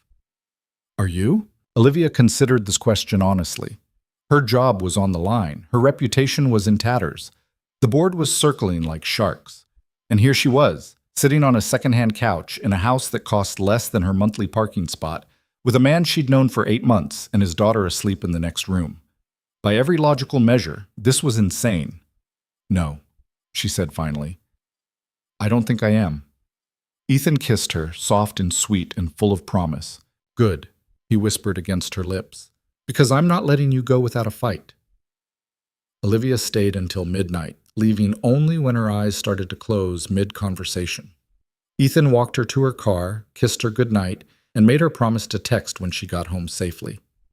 On the drive back to her penthouse, Olivia thought about everything she was risking, her career, her reputation, the foundation she'd spent years building. And then she thought about Sophie's gap-toothed smile and Ethan's laugh, and the feeling of being somewhere she actually wanted to be. Some risks, she decided, were worth taking, even if they cost her everything else. The text came at 3 a.m. Olivia was awake, had been for hours, staring at budget projections that refused to balance no matter how many times she rearranged the numbers. Her laptop screen cast a blue glow across her bedroom, spreadsheets multiplying like rabbits as she tried to find a way to make up $200,000 in 60 days. Her phone buzzed on the nightstand. Ethan. Can't sleep either? Olivia. Numbers aren't cooperating. Ethan. Come over. Olivia. It's 3 a.m. Ethan. I know. Come anyway. She should have said no. Should have stayed in her penthouse with her spreadsheets and her coffee and her slowly unraveling career. But Olivia found herself getting dressed, found herself in her car, found herself standing on Ethan's porch 20 minutes later. He opened the door in sweatpants and a t-shirt, hair sticking up in 6 directions, and pulled her inside without a word. What's wrong? She asked. Nothing. Everything. I couldn't stop thinking about you sitting alone in that giant apartment, stressing about money you'll figure out how to raise because you always do. He led her to the kitchen, where he'd apparently been stress baking. The counter was covered in cookies. I made chocolate chip and peanut butter and some kind of oatmeal thing that Sophie's going to hate, but I couldn't find the regular recipe. Olivia stared at the cookie explosion. You baked? At 3 a.m? Seemed better than texting you every 5 minutes asking if you were okay. Something in her chest cracked open. She crossed to him, wrapped her arms around his waist, and just held on. Ethan's arms came around her immediately. Hey, what is it? I'm going to lose my job. You don't know that. Morrison's already got 3 board members on his side. If I don't make up the Hayes funding in 2 months, they'll vote me out. And even if I do make it up, they'll find another reason, another excuse. She pulled back to look at him.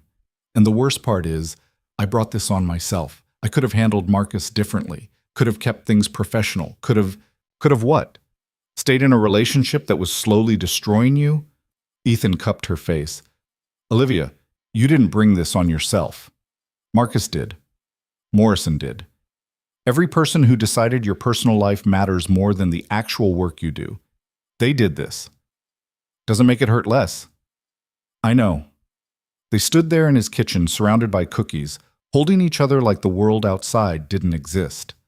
Eventually, Ethan pulled back and grabbed a cookie from the nearest tray. Here, chocolate fixes everything. Does it? Probably not, but it can't hurt. Olivia took a bite. It was warm and gooey and absolutely perfect. This is really good. Don't sound so surprised. I have some skills. Clearly. They ended up on the couch with a plate of cookies between them. Olivia's head on Ethan's shoulder, talking about everything and nothing until the sky outside started to lighten. "I should go," Olivia said when she noticed the clock. "Sophie will be up soon. Stay. Have breakfast with us." "Ethan, please, Sophie would love it. I would love it." Kiss the top of her head. "Besides, you look exhausted. At least rest for a few hours." Olivia meant to argue, meant to leave, but Ethan's shoulder was comfortable and his heartbeat was steady under her ear, and she was so tired of being alone. "Okay," she whispered, "just for a little while." She woke 3 hours later to the sound of Sophie's voice. "Dad, why is Ms. Grant sleeping on our couch?" Olivia's eyes flew open. Sophie was standing 2 feet away in dinosaur pajamas, her purple cast propped against her chest, staring with open curiosity. "Morning," Olivia managed, sitting up and trying to smooth her hair. "Morning." Sophie climbed onto the couch beside her. "Did you have a sleepover? Emma's mom never lets her have sleepovers on school nights." Ethan appeared in the doorway, 2 mugs of coffee in hand. "Ms. Grant had some work stuff to finish and it got really late, so she stayed here instead of driving home tired, that's all." Sophie looked between them, her 7-year-old brain clearly working overtime. "But she's still in her work clothes." "Because it was late and she didn't have pajamas here," Ethan said patiently, handing Olivia one of the mugs. "Now go brush your teeth. We need to leave for school in 20 minutes. Sophie scrambled off the couch but paused at the hallway. "Ms. Grant, are you coming to my school play? It's next Friday and I'm a tree." "A tree?" "A very important tree. Ms. Davis said I have the best tree posture in the whole class." Olivia couldn't help but smile. "I wouldn't miss it." "Yay!" Sophie ran off, her cast thumping against the wall as she went. When she was gone, Ethan sank onto the couch beside Olivia. "Sorry, I should have set an alarm." "It's fine. She didn't seem too suspicious." "She's 7. Everything is suspicious to her right now." He took a sip of his coffee. "You don't really have to come to the play if you don't want to. She'll forget she asked by tomorrow." "I want to come." Ethan's smile was soft. "Yeah?" "Yeah. I want to see you be a proud dad in the audience, and I want to watch Sophie be the best tree in elementary school history. You're going to be so bored. 2nd grade plays are basically organized chaos with terrible costumes." "Sounds perfect." They sat in comfortable silence, drinking coffee while morning light filled the small living room. Olivia thought about her penthouse, pristine and empty and waiting for her to return to her perfectly controlled life. She didn't want to go back. "I should get home," she said anyway. "Change clothes before work, try to pretend I slept in my own bed." "Or," Ethan said, "you could keep some clothes here for next time." Olivia's heart did something complicated. "Next time?" "I'm hoping there will be a lot of next times." He set down his mug, turning to face her fully. "I know we're taking this slow. I know it's complicated. But Olivia, I want this. Us. All of it. And I want you to know that you have a place here. Whenever you need it." "Ethan, you don't have to say anything. I just needed you to know." Olivia kissed him, tasting coffee and certainty and the future she was starting to believe in. "I want that too," she whispered against his lips. "So much it scares me." "Good scared or bad scared?" "I don't know yet." The next 2 weeks were a blur of frantic fundraising. Olivia reached out to every contact she had, pitched the foundation's programs to corporations who'd never heard of them, spent hours on calls with potential donors explaining why literacy education mattered. She secured $50,000 from a tech company looking to improve their community outreach, another $30,000 from a family foundation impressed by their metrics, $25,000 from a hedge fund manager whose daughter had struggled with reading. It wasn't enough. Not even close. Rebecca started bringing her lunch because Olivia kept forgetting to eat. Ethan would show up at her office at 8 p.m. with takeout and refuse to leave until she'd eaten at least half of it. Sophie sent her drawings of dinosaurs with encouraging messages in wobbly handwriting. The board meeting loomed like an executioner's date. On Wednesday, Olivia's mother showed up unannounced. "We need to talk," Caroline said, sweeping into Olivia's office like she owned it. "I'm busy, Mom." "You're always busy. That's the problem." Caroline sat in the chair across from Olivia's desk, perfectly composed in a designer suit that probably cost more than most people's monthly rent. "I spoke to Marcus yesterday." Olivia's head snapped up. "You what?" "He called me. Wanted to know if there was any chance you'd reconsider the breakup. And you said? I told him I'd talk to you. Caroline held up a hand when Olivia started to protest. Before you get angry, just hear me out. Marcus is willing to forgive everything. The public breakup, the embarrassment, all of it. He'll even reinstate the Hayes Foundation partnership if you agree to get back together. No. Olivia, be reasonable. I said no. Olivia's voice was ice. I don't want Marcus back. I don't want his forgiveness or his money or his conditional partnership that only exists if I agree to be his accessory again. This isn't about what you want.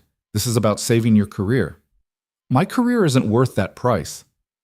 Caroline's expression flickered, something that might have been pride or possibly disappointment. You're in love with him, aren't you? This employee you're seeing. Olivia didn't answer immediately. Love felt too big, too soon, too terrifying to name out loud. But sitting there with her mother watching her with those sharp, knowing eyes, Olivia realized the truth had been obvious for weeks. Yes, she said simply. I am. Does he know? Not yet. Are you going to tell him? I don't know. Maybe. When it doesn't sound completely insane to say out loud. Olivia leaned back in her chair. Mom, why are you really here? You didn't drive across town just to play matchmaker for Marcus. Caroline was quiet for a long moment. Then, I'm here because I'm worried about you.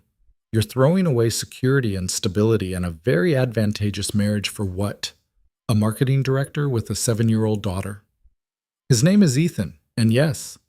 Why? Because he makes me happy. Because when I'm with him and Sophie, I feel like I'm actually living instead of just performing. Because for the first time in my life, someone chose me for me, not for what I could do for them or how I look standing next to them. Olivia's voice cracked slightly. Because I'd rather lose everything and be with someone who actually loves me than keep everything and be alone. Her mother's eyes were suspiciously bright. You sound like me at 25. Is that a compliment or a warning? Both. Caroline reached across the desk, taking her daughter's hand. I gave up a man I loved because my parents convinced me he wasn't suitable. He was a teacher, made $30,000 a year and thought that was enough because he loved his job. I married your father instead because he had the right pedigree and the right connections, and my mother approved. Olivia had never heard this story before. What happened to the teacher? I have no idea. I lost track of him years ago. Caroline squeezed her hand. But I think about him sometimes. Wonder what my life would have looked like if I'd been brave enough to choose differently. Are you saying I should quit the foundation, give up everything for Ethan? I'm saying you should make the choice with your eyes wide open, knowing what you're trading and what you're getting. And if you decide this man and his daughter are worth more than a board position and your mother's approval, then I'll support you, even if I think you're making a terrible mistake. You really think it's a mistake? Caroline smiled sadly. I think it's the kind of mistake I wish I'd been brave enough to make. After her mother left, Olivia sat at her desk for a long time, staring at her calendar. The board meeting was in 3 days. The school play was Friday night. And somewhere in between, she needed to figure out what she was actually fighting for. Her phone buzzed. Ethan. Sophie wants to practice her tree stance for you. Can you come over tonight? Olivia. I'll be there. She showed up at 6 with Thai food and found Sophie in the living room, standing perfectly still with her arms stretched overhead like branches. Miss Grant, watch this. Sophie held the pose for approximately 15 seconds before her cast-weighted arms started to droop. Okay, that's as long as I can do it. But Ms. Davis says that's good enough because real trees don't have to hold still during storms. You're going to be the best tree I've ever seen, Olivia said seriously. They ate dinner on the living room floor because Sophie insisted that's where tree actors ate during rehearsal week. Ethan asked about Olivia's day, and she told him about her mother's visit, about Marcus's offer, about the choice she was supposedly facing. What did you tell her? Ethan asked carefully. That I'm not going back to Marcus. Not for any amount of money. And the foundation? I don't know. If this board votes me out, I'll figure something out. Start my own nonprofit maybe. Or find another organization that actually cares about the work more than the optics. Sophie had gotten bored with the adult conversation and was now showing Olivia her rock collection, explaining in great detail why each one was special. Olivia listened with the kind of attention she usually reserved for board presentations. Later, after Sophie went to bed, Ethan pulled Olivia onto the couch. "I've been thinking," he said. "About? About what happens if you do lose the board vote. About what you said, starting your own thing or finding a new organization." He paused. "I'd come with you, wherever you end up, whatever you decide to do." Olivia's throat felt tight. "You'd leave the foundation?" "I already told you, I took the job to work with you, not for them. If you're not there, there's no reason for me to stay either." "That's insane. You have Sophie to think about. You need the salary, the stability." "I need to be somewhere I believe in what I'm doing, and I believe in you." Ethan's hand found hers. "We'll figure out the rest." "You have too much faith in me." "Impossible. I have exactly the right amount." Olivia kissed him because she didn't have words for what she was feeling, because this man was willing to upend his entire life for her, and she still couldn't quite believe it was real. "I love you," she said against his mouth, the words escaping before she could stop them. Ethan pulled back, eyes wide. "What? I love you. I know it's too soon and we're supposed to be taking things slow and I probably should have waited to say it, but..." He kissed her, hard and sure and full of everything he couldn't say. "I love you too," he whispered when they finally broke apart. "I've been in love with you for months, since before I even admitted it to myself." They stayed on that couch until midnight, wrapped around each other, talking about the future and hypotheticals that felt more and more like plans. Olivia fell asleep with her head on his chest, listening to his heartbeat, and for the first time in weeks she didn't dream about board meetings or budget shortfalls or everything she was about to lose. She dreamed about Sophie's school play and Ethan's kitchen and a life that looked nothing like the one she'd planned but somehow felt exactly right. Friday arrived with the weight of an ending. The board meeting was scheduled for 2 p.m. The school play started at 7. Olivia had exactly 5 hours to either save her career or watch it crumble, and then she needed to pull herself together enough to watch a 7-year-old play a tree. She dressed carefully that morning. Her best suit, the one she wore when she needed armor. Hair perfect, makeup flawless, every inch the powerful executive they'd hired 6 years ago. Rebecca met her at the office with coffee and a folder full of final funding numbers. "We're at $127,000, her assistant said quietly. "It's not enough." "I know. Morrison's going to push for your resignation." "I know that too. What are you going to do?" Olivia took the folder, flipping through numbers she'd already memorized. Make them work for it. The boardroom was full when she arrived. Senator Morrison at the head of the table, looking smug. Margaret Chen gave her an encouraging nod. The other members wore various expressions of sympathy or indifference or poorly concealed satisfaction. Olivia took her seat and opened her presentation. "As you know, we've spent the last 60 days working to replace the Hayes Foundation partnership. I'm pleased to report that we've secured $127,000 in new funding from 7 different sources, including 3 corporate partners who've committed to multi-year agreements." Morrison's expression didn't change. "That's still $73,000 short of what we lost." "Actually, it's $68,000 short. The Hayes partnership was worth $195,000, not $200,000. Semantics. The point remains, you haven't met the funding target we set." "The target you set," Olivia corrected, "without input from the full board, without consideration for the fact that we'd never relied on a single donor for that percentage of our budget before Marcus convinced you it was a good idea." "That's not..." "Let me finish." Olivia's voice was steel. "I've spent 6 years building this foundation from an organization that served 200 children to one that serves over 5,000 annually. I've quadrupled our impact, expanded to 12 new cities, and established partnerships with 47 schools. Last year alone, we helped 2,100 children improve their reading levels by at least 1 grade. Those are facts. Those are results. And they happen because I cared more about the work than about maintaining relationships with donors who saw the foundation as a tax write-off and a networking opportunity." Tapesi. Charim. The room had gone very quiet. "So yes," Olivia continued, "I'm $68,000 short of your arbitrary target.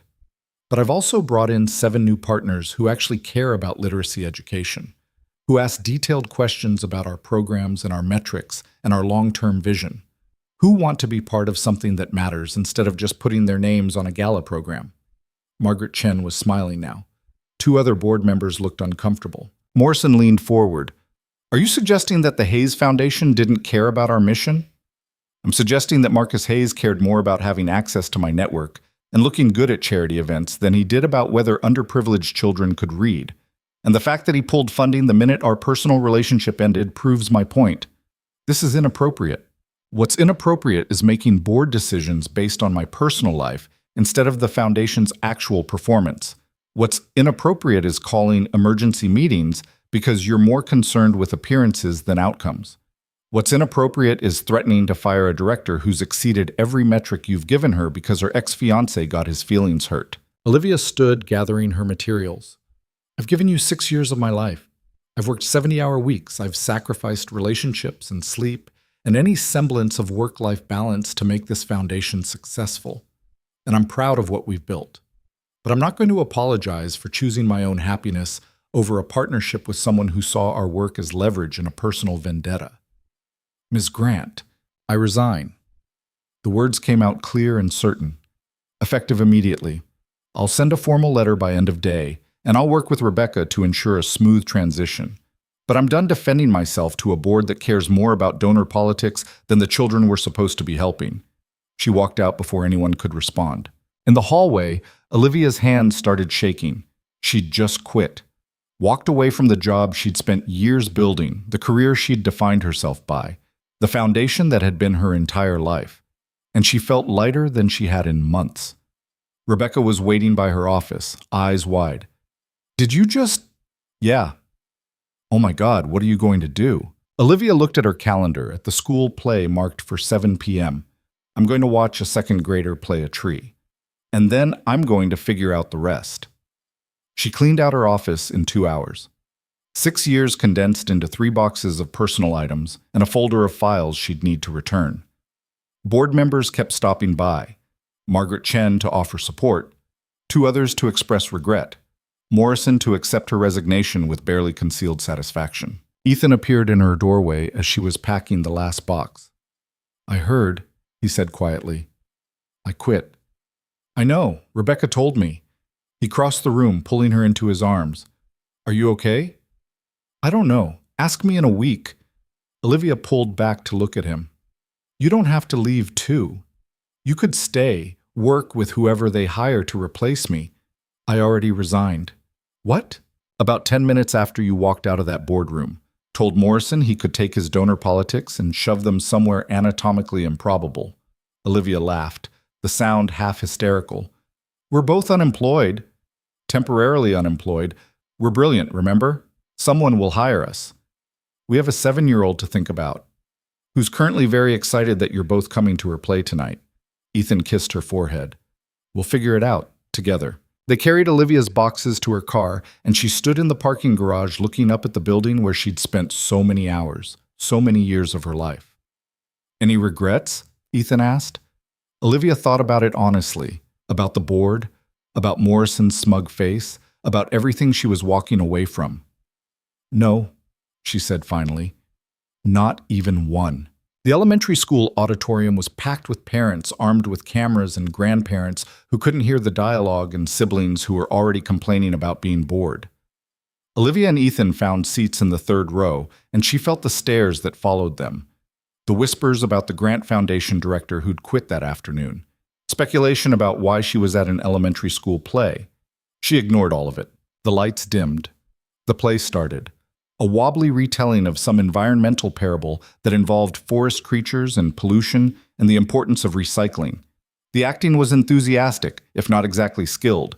The costumes were clearly homemade. The tree that fell over in scene 2 had to be helped back up by a teacher. It was perfect. Sophie appeared in scene 3, standing perfectly still at the edge of the stage, her arms stretched overhead, her purple cast visible even from the 3rd row. She held her pose through an entire monologue by a very nervous squirrel, didn't move when a bird, Emma, Olivia recognized, landed on her branches, and only broke character once when she spotted them in the audience and her face split into a huge grin. Ethan's hand found Olivia's in the dark, squeezing tight. After the play, they waited in the hallway while Sophie changed out of her costume. She emerged in her regular clothes, still bouncing with excitement. "Did you see me? I didn't fall over like the tree in scene 2. Ms. Davis said I had the best tree posture she's ever seen." "You were amazing," Olivia said, kneeling down to her level. "The best tree in the whole forest." "Are you crying?" Olivia touched her face, surprised to find it wet. "Just proud tears. Those are allowed." Sophie threw her good arm around Olivia's neck. "I'm glad you came. Both of you."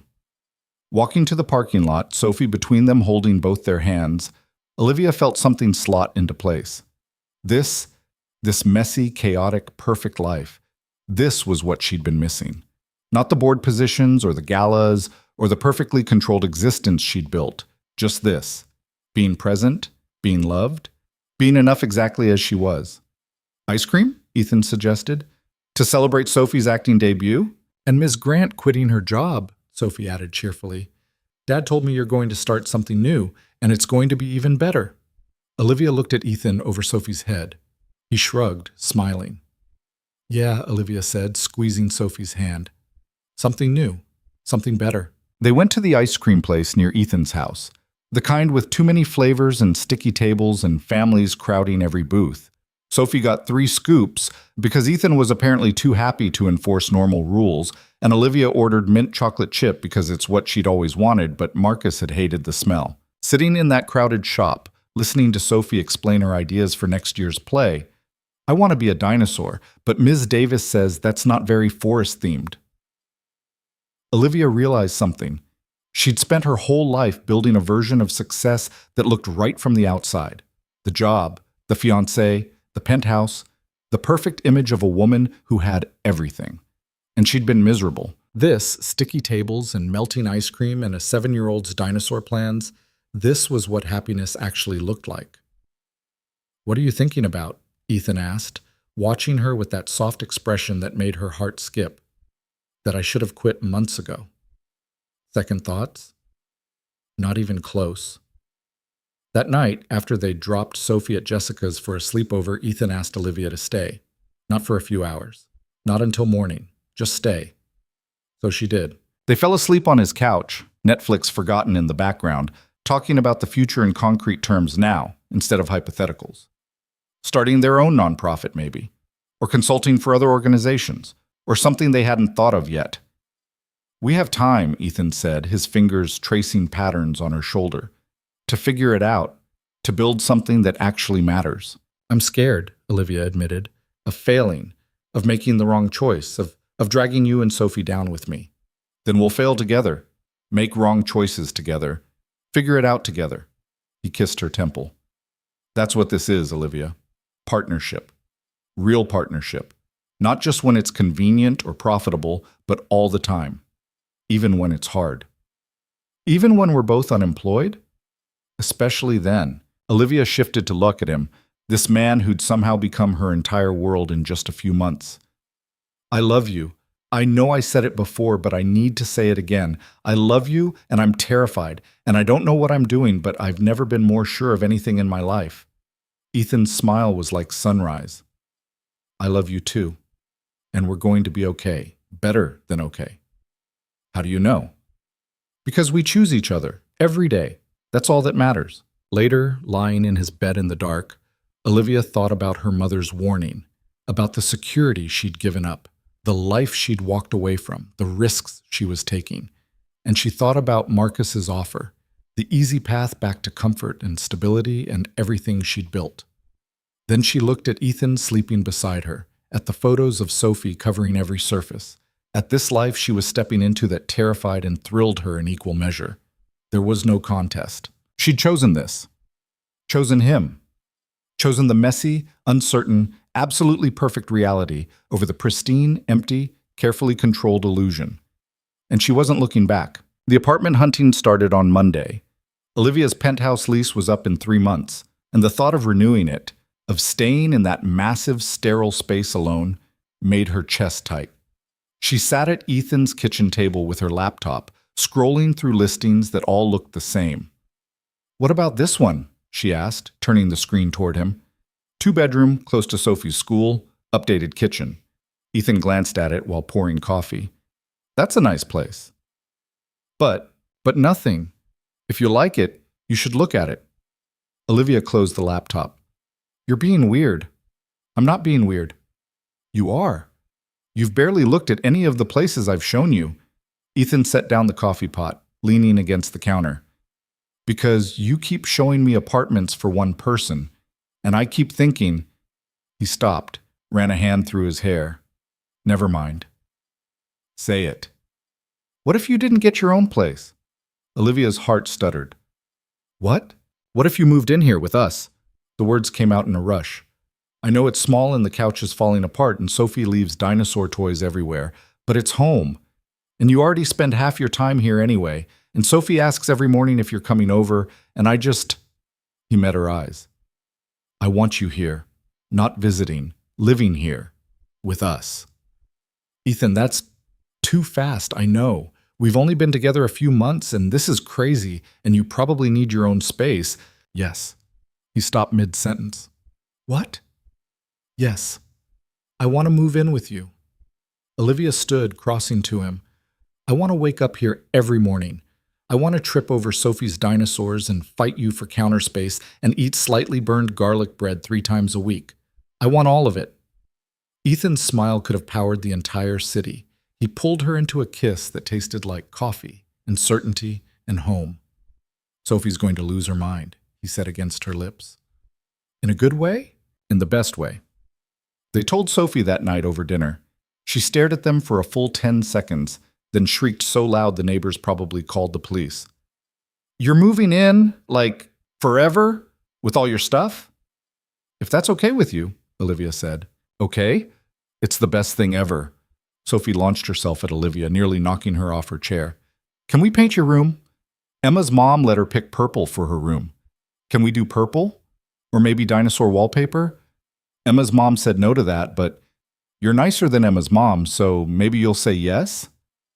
We'll figure something out, Olivia promised, laughing. Over Sophie's head, she caught Ethan's eye. He mouthed, I love you, and Olivia felt something settle deep in her chest. This was right. This messy, chaotic, perfect life, this was exactly where she was supposed to be. The next morning, Olivia started packing up her penthouse. 6 years of carefully curated belongings, and most of it felt like it belonged to someone else. Designer clothes she'd worn to impress people who didn't matter. Art she'd bought because it looked expensive. Furniture chosen for aesthetics rather than comfort. She donated most of it. What she kept fit into 4 boxes and 2 suitcases. Books, photos, a few pieces of jewelry that actually meant something. The rest she left behind like shedding skin that had never quite fit. Her mother came by on Wednesday to say goodbye to the penthouse. You're really doing this, Caroline said, standing in the empty living room. I really am. Moving into a house that's probably a third the size of this place, with a man you've known less than a year, and his child. Her name is Sophie, and yes. Caroline walked to the windows, looking out at the view that had cost Olivia millions. I told you about the teacher I loved, the one I gave up. I remember. His name was Daniel. He taught high school English and wrote poetry that nobody published, and thought the world would be better if more people read Shakespeare. Her mother's voice was soft, distant. I think about him every time I'm sitting at some charity gala next to Richard, making small talk with people I don't particularly like. I think about what my life might have looked like if I'd chosen differently. Mom, I'm not telling you this to make you feel sorry for me. I'm telling you because I want you to know that you're doing the right thing. Caroline turned from the window, and her eyes were bright. You're choosing the person who makes you happy over the life that looks impressive. That takes more courage than I ever had. Olivia crossed the room and hugged her mother. Actually hugged her, not the careful air kiss greeting they usually exchanged. Thank you, she whispered. Don't thank me yet. Wait until you're living in a house with a 7-year-old and wondering where all your space went. But Caroline was smiling when she pulled back. Bring him to dinner next week. And Sophie, I want to meet the people who convinced my daughter to give up her penthouse. You're going to love them. I better. I've never seen you this happy. After her mother left, Olivia stood alone in the empty penthouse one last time. This space had represented everything she thought she wanted. Success, power, the ability to rise above where she'd started and prove she'd made it. But standing there in the echoing silence, Olivia realized she'd been measuring success by the wrong metrics her whole life. Success wasn't the size of your apartment, or the zeros in your bank account, or the impressive title on your business card. Success was coming home to people who were genuinely happy to see you. It was falling asleep next to someone who knew all your flaws and chose you anyway. It was a 7-year-old's artwork on your refrigerator, and sticky fingerprints on your coffee table, and love so ordinary it felt revolutionary. She locked the door behind her and didn't look back. Moving in was chaos. Olivia's boxes got mixed up with Sophie's toy bins. Her nice dishes somehow ended up in the garage, while Sophie's plastic dinosaur plates took over the kitchen cabinets. Ethan's clothes and hers got tangled in the laundry until neither of them was sure who owned what anymore. It was perfect. 2 weeks after the move, Olivia got a call from Margaret Chen. "I hope you don't hate me for calling," Margaret said without preamble. "Why would I hate you?" "Because I'm still on the board that basically forced you out. Though, between you and me, Morrison's already regretting that decision. The new director is competent but completely uninspiring. Donors are pulling back." Olivia felt a small, petty satisfaction at that. "I'm sorry to hear that." "No, you're not. And you shouldn't be." Margaret paused. "I'm calling because I want to invest in whatever you do next. Not as a board member or a supervisor, as a partner. You and Ethan are too talented to stay unemployed for long, and when you're ready to start something new, I want in. We haven't decided what we're doing yet. Doesn't matter. I'm betting on you, not a business plan. Think about it." After they hung up, Olivia sat at Ethan's kitchen table, their kitchen table now, staring at her phone. Ethan found her there 20 minutes later. "Everything okay? Margaret Chen wants to invest in us, in whatever we do next." "That's great, isn't it?" "It is. It's just..." Olivia looked at him. "What if we fail? What if we start something and it doesn't work and we lose her money and our own money and we end up..." "Then we fail," Ethan said simply, sitting beside her. "We fail and we learn and we try something else. That's allowed." "I've never failed before, not really." "Well, statistically, you're overdue." He took her hand. "Look, we could play it safe. Both of us could find new jobs tomorrow working for someone else's foundation, collecting paychecks, doing good work but always wondering what if. Or we could take the risk and build something ourselves, something that actually reflects what we care about." "You make it sound simple." "It's not simple. It's terrifying, but I'd rather be terrified with you than safe without you." That night, they sat down with Sophie and explained what they were thinking about doing, starting their own nonprofit focused on literacy education, building it from scratch, taking a risk that might not pay off. Sophie listened with the seriousness of someone 3 times her age. Then she said, "But you'll still come to my soccer games, right?" "Every single one," Ethan promised. "Then I think you should do it. Emma's dad started his own business, and now he has a fancy office with a fish tank. Maybe you could get a fish tank too." "That's the main consideration," Olivia said, trying not to laugh. "The fish tank potential." Obviously. They spent the next 3 months planning. Late nights at the kitchen table, spreadsheets and mission statements, and endless debates about program structure. Margaret Chen introduced them to 3 other potential investors. Rebecca called asking if they needed an assistant, because watching the Grant Foundation implode under Morrison's leadership was more than she could stand. Slowly, piece by piece, it came together. They called it the Lighthouse Foundation, because literacy was about more than just reading. It was about finding your way forward, about having the tools to navigate whatever came next. The board consisted of Margaret Chen, 2 education professors, a former librarian, and a tech CEO who'd grown up in poverty and credited reading with saving his life. No Senator Morrison, no donors who saw it as a networking opportunity. Just people who actually cared about the work. They kept it small at first. 3 pilot programs in schools the Grant Foundation had overlooked because they weren't in wealthy neighborhoods. Direct partnerships with teachers instead of administrators. Metrics that measured actual reading improvement instead of just how many books got distributed. It was hard, exhausting. There were nights Olivia wanted to quit, moments she second-guessed every decision, days she missed the security of a steady paycheck and someone else's infrastructure. But then she'd come home to Ethan making dinner and Sophie doing homework at the kitchen table, and Sophie would ask about her day with genuine interest, and Ethan would pour her wine and remind her why they were doing this, and it felt worth it. 6 months after they started, their first cohort of students showed measurable improvement. 15 children who'd been reading below grade level were now on track. 3 who'd been classified as non-readers were tackling chapter books. The data was small but real, proof that what they were building actually worked. "We should celebrate," Ethan said when the results came in. "How?" He kissed her temple. "I have an idea, but it requires a babysitter for Saturday night." Saturday arrived with unusual warmth for early April. Olivia spent the day with Sophie at the park, while Ethan mysteriously disappeared to run errands. When she got home, he was waiting in the living room in a suit she'd never seen before. "Where are we going?" she asked. "You'll see. Go get dressed. Something nice." "Ethan, trust me." She did.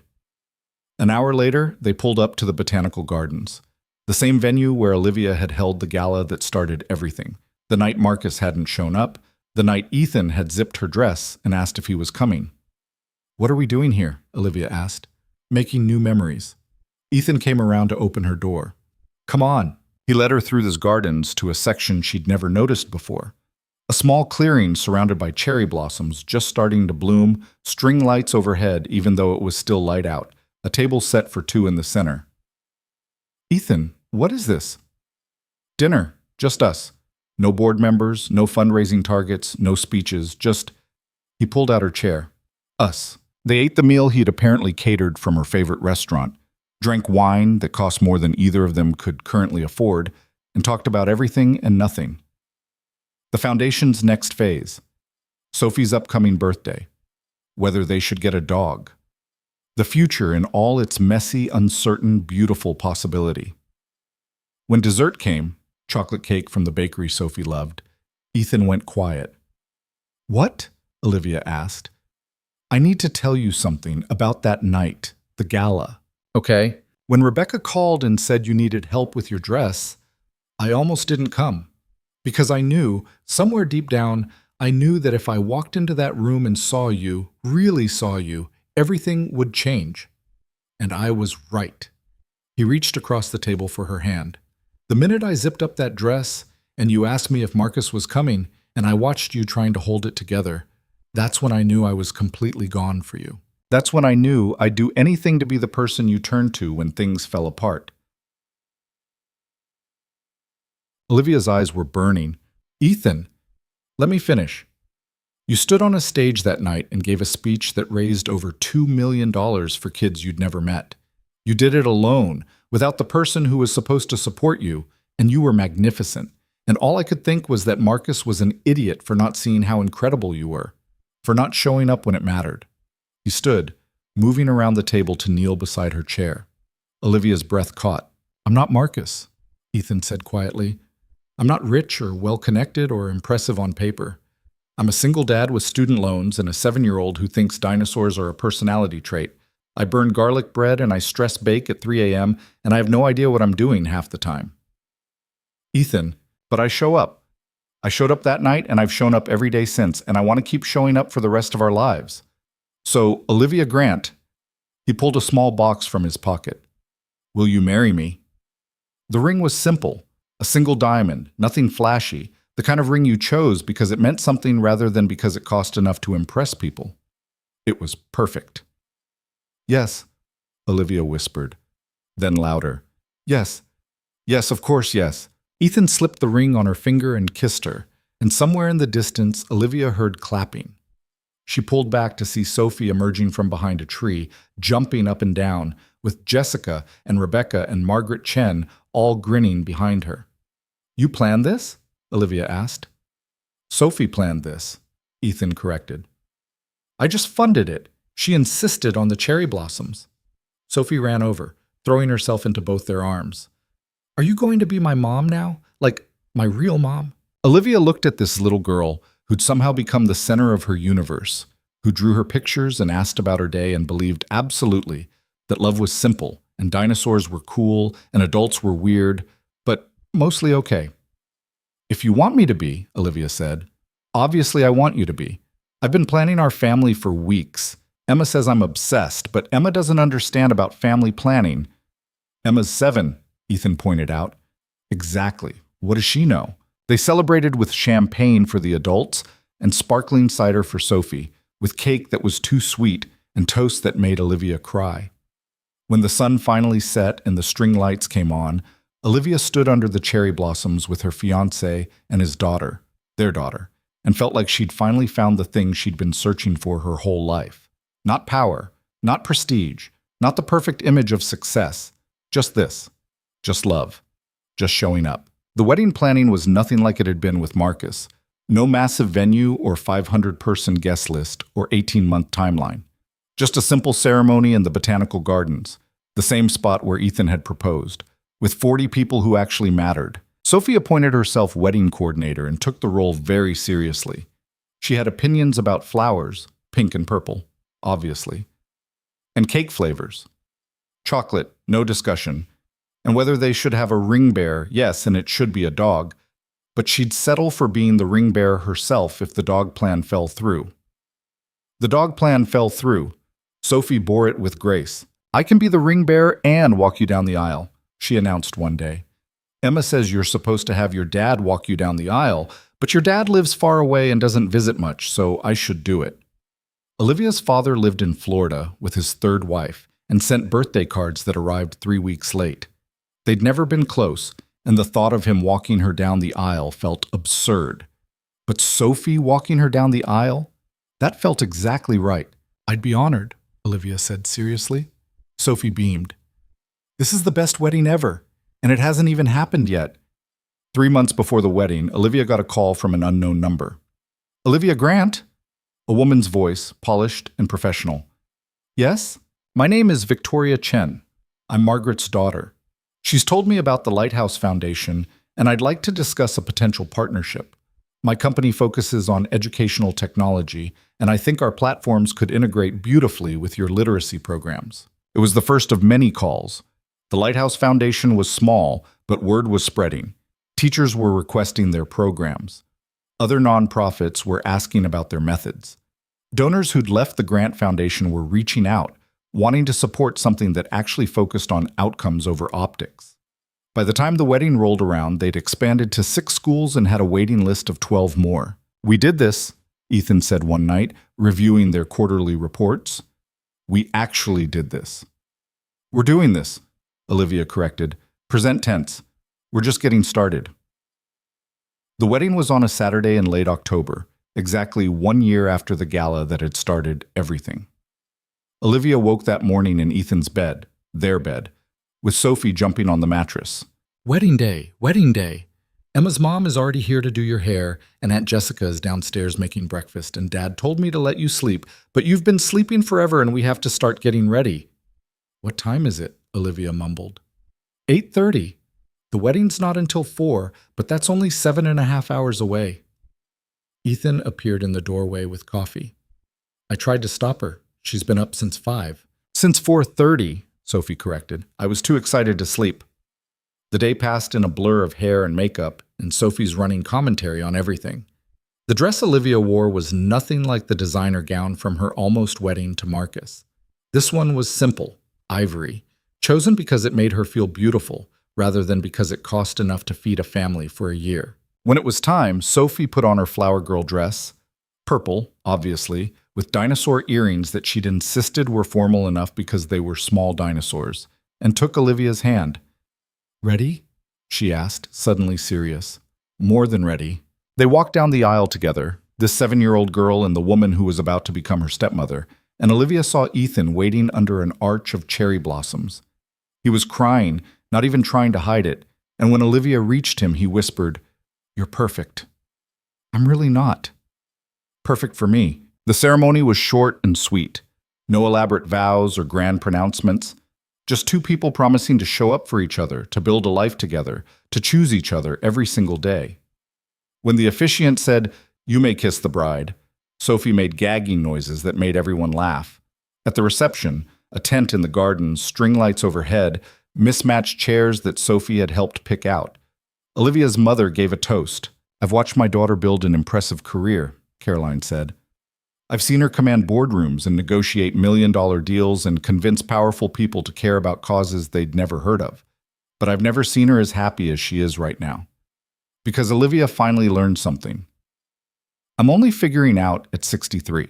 Success isn't about what you accomplish or what you accumulate or how impressive your life looks from the outside. It's about who you come home to. It's about finding people who love you not for what you can do for them, but for who you are when you're not trying to impress anyone. She raised her glass. To Olivia and Ethan, to Sophie, to choosing love over everything else. Later, after the cake was cut and the dancing started and Sophie convinced half the guests to do the dinosaur dance she'd invented, Olivia found herself alone with Ethan on the edge of the tent. "Happy?" he asked, pulling her close. Deliriously. "Any regrets? About Marcus? About the Grant Foundation? About—" "Not one."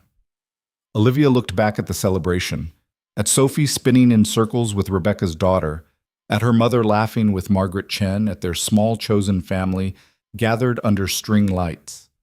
This is exactly where I'm supposed to be. Even though we're not rich or powerful, or especially because of that, because we built this ourselves, because it's real. Ethan kissed her, soft and sweet and full of promise. "I love you, Mrs. Cole." Mrs. Cole. She'd kept Grant professionally. It was her name, her identity, the brand she'd built. But personally, privately, in this life they were creating together, she was Olivia Cole, Sophie's stepmother, Ethan's wife, the woman who'd walked away from everything she thought she wanted and found everything she actually needed. "I love you too," she whispered back. "Thank you for showing up. Always." The Lighthouse Foundation grew faster than either of them expected. By the end of their first year, they'd partnered with 23 schools across 5 districts. Their reading improvement rates were among the highest in the state. Education journals were writing articles about their methods. Other cities were calling, wanting to replicate their model. On their first anniversary, they hired their 10th employee. On their second, they opened an office downtown. Nothing fancy, but real space with actual cubicles and a conference room and a small kitchen where Ethan immediately started stress baking whenever funding proposals were due. Sophie grew, lost her front teeth, then grew them back, moved from 2nd grade to 3rd to 4th, traded dinosaurs for soccer, though she still had a T-Rex poster in her room. Started calling Olivia Mom without even thinking about it. Just a casual shift that happened so gradually neither of them noticed until one day it was just natural. Olivia's mother became a regular fixture in their lives. Sunday dinners, birthday parties, school events. She and Sophie had long conversations about books and ambition and why it was important to be yourself even when yourself wasn't what other people expected. Caroline told Sophie stories about young Olivia that made everyone laugh, and Sophie told Caroline about her plans to be a paleontologist who also played professional soccer, and neither of them saw any contradiction there. Marcus sent a wedding gift, an expensive crystal vase with a card that said, "Congratulations, you've made a terrible mistake." Olivia donated the vase to a charity auction and never thought about him again.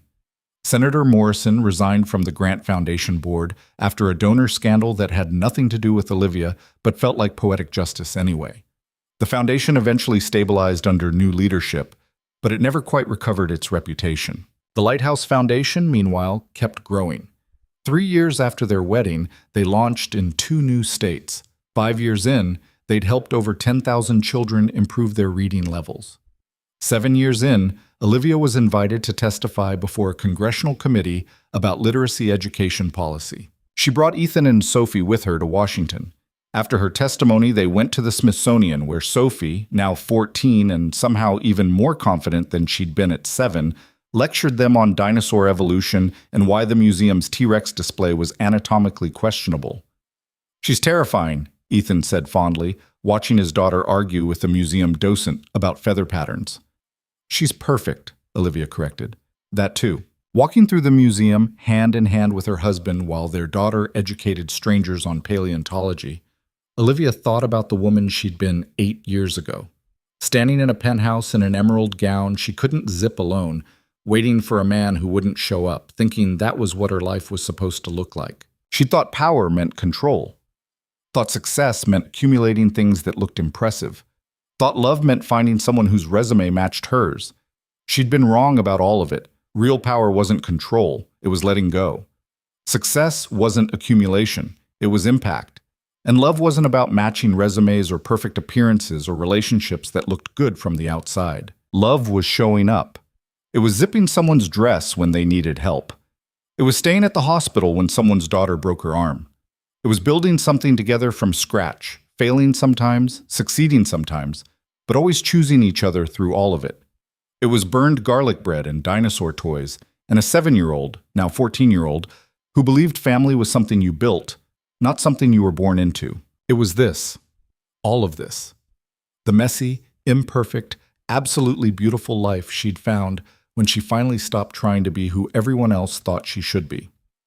That night, back in their hotel room, after Sophie had finally gone to sleep in the adjoining room, Ethan pulled Olivia onto the balcony. "Tired?" he asked.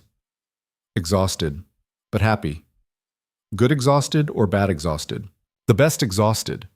Olivia leaned against him, looking out at the city lights. "I was thinking today about that night, the gala, when you asked if Marcus was coming and I said no. I remember. I thought my life was ending, thought I was losing everything that mattered. And now I know I was actually finding it. I just didn't recognize it yet." She turned to face him. "You saved me that night, not from being alone at the gala, from spending the rest of my life with someone who didn't actually see me." Ethan's smile was soft in the darkness. "You saved yourself. I just stuck around to watch." "You did more than that." "Okay, I also zipped your dress. That was crucial." Olivia laughed, kissing him. That was definitely crucial. They stood there for a long time, wrapped around each other, listening to the city below and their daughter's soft breathing through the open door. Building a life wasn't about grand gestures or perfect moments, Olivia had learned. It was about this, the quiet times, the ordinary days, the choice to keep choosing each other even when it wasn't easy. It was about showing up, not just once, in some dramatic moment that changed everything, but every day, every morning, in the big moments and the small ones and all the forgettable times in between. Marcus had never shown up. Not really, not when it mattered. But Ethan did. Every single time. And that, Olivia thought as she fell asleep that night with her husband's arms around her and their daughter safe in the next room, that was what love actually looked like. Not bought, not performed, not displayed for others to admire. Just built. Day by day, choice by choice.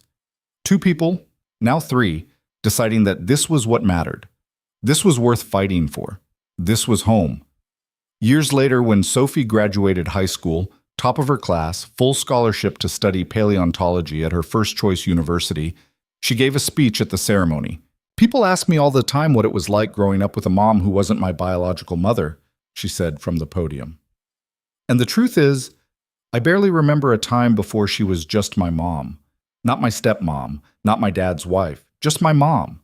The person who showed up to every soccer game, helped with every homework crisis, listened to me talk about dinosaurs for hours, even though I know she finds them only moderately interesting at best." The audience laughed.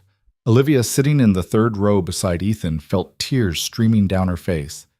"What I learned from my parents," Sophie continued, "is that family isn't about biology or perfect circumstances or having everything figured out from the start. It's about showing up. It's about choosing each other even when it's hard. It's about building something together that's stronger than anything you could build alone." She looked directly at Olivia and Ethan.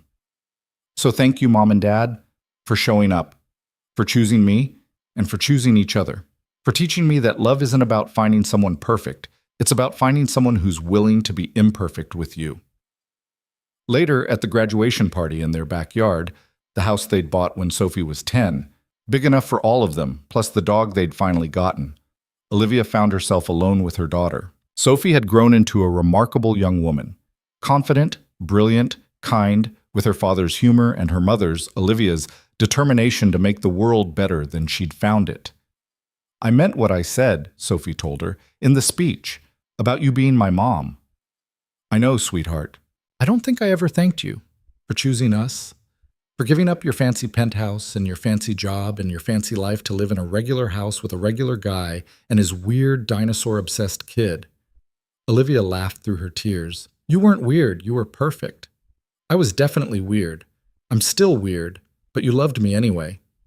Love you, present tense, always." Sophie hugged her, this girl who'd walked her down the aisle at 7 years old, who'd taught her that family was something you chose every single day. "You know what the best part is?" Sophie said. You and Dad taught me not to settle, not to stay in situations that don't make me happy just because they look good from the outside, to choose the people who show up. That's all I ever wanted for you." Mission accomplished then. As the party continued around them, Ethan grilling burgers, Olivia's mother teaching Sophie's friend some apparently scandalous story about her youth, Rebecca's kids running wild through the yard, Olivia thought about the journey that had brought her here. From that penthouse to this backyard, from control to chaos, from power to partnership, from a life that looked perfect to a life that felt perfect, even when it was messy and complicated and nothing like what she'd planned. She'd learned that success wasn't measured in board positions or bank accounts or how impressive your life appeared to strangers. It was measured in Sunday morning pancakes and homework help and showing up to soccer games even when you were exhausted. It was measured in love given freely, in family built intentionally, in the quiet certainty of being exactly where you belonged. And standing there in her regular backyard in her regular house with her extraordinary family around her, Olivia knew with absolute certainty that she'd made the right choice. She'd chosen love over everything else. She'd chosen the man who showed up, and she'd choose him again every single day for the rest of her life, because that was what real love looked like. Not the fairy tale, not the fantasy, not the perfect image designed to impress. Just two imperfect people building an imperfect life together, showing up for each other through all of it, choosing each other when it was easy and when it was hard and all the ordinary moments in between. That was the love worth having. That was the love worth fighting for. That was the love that lasted.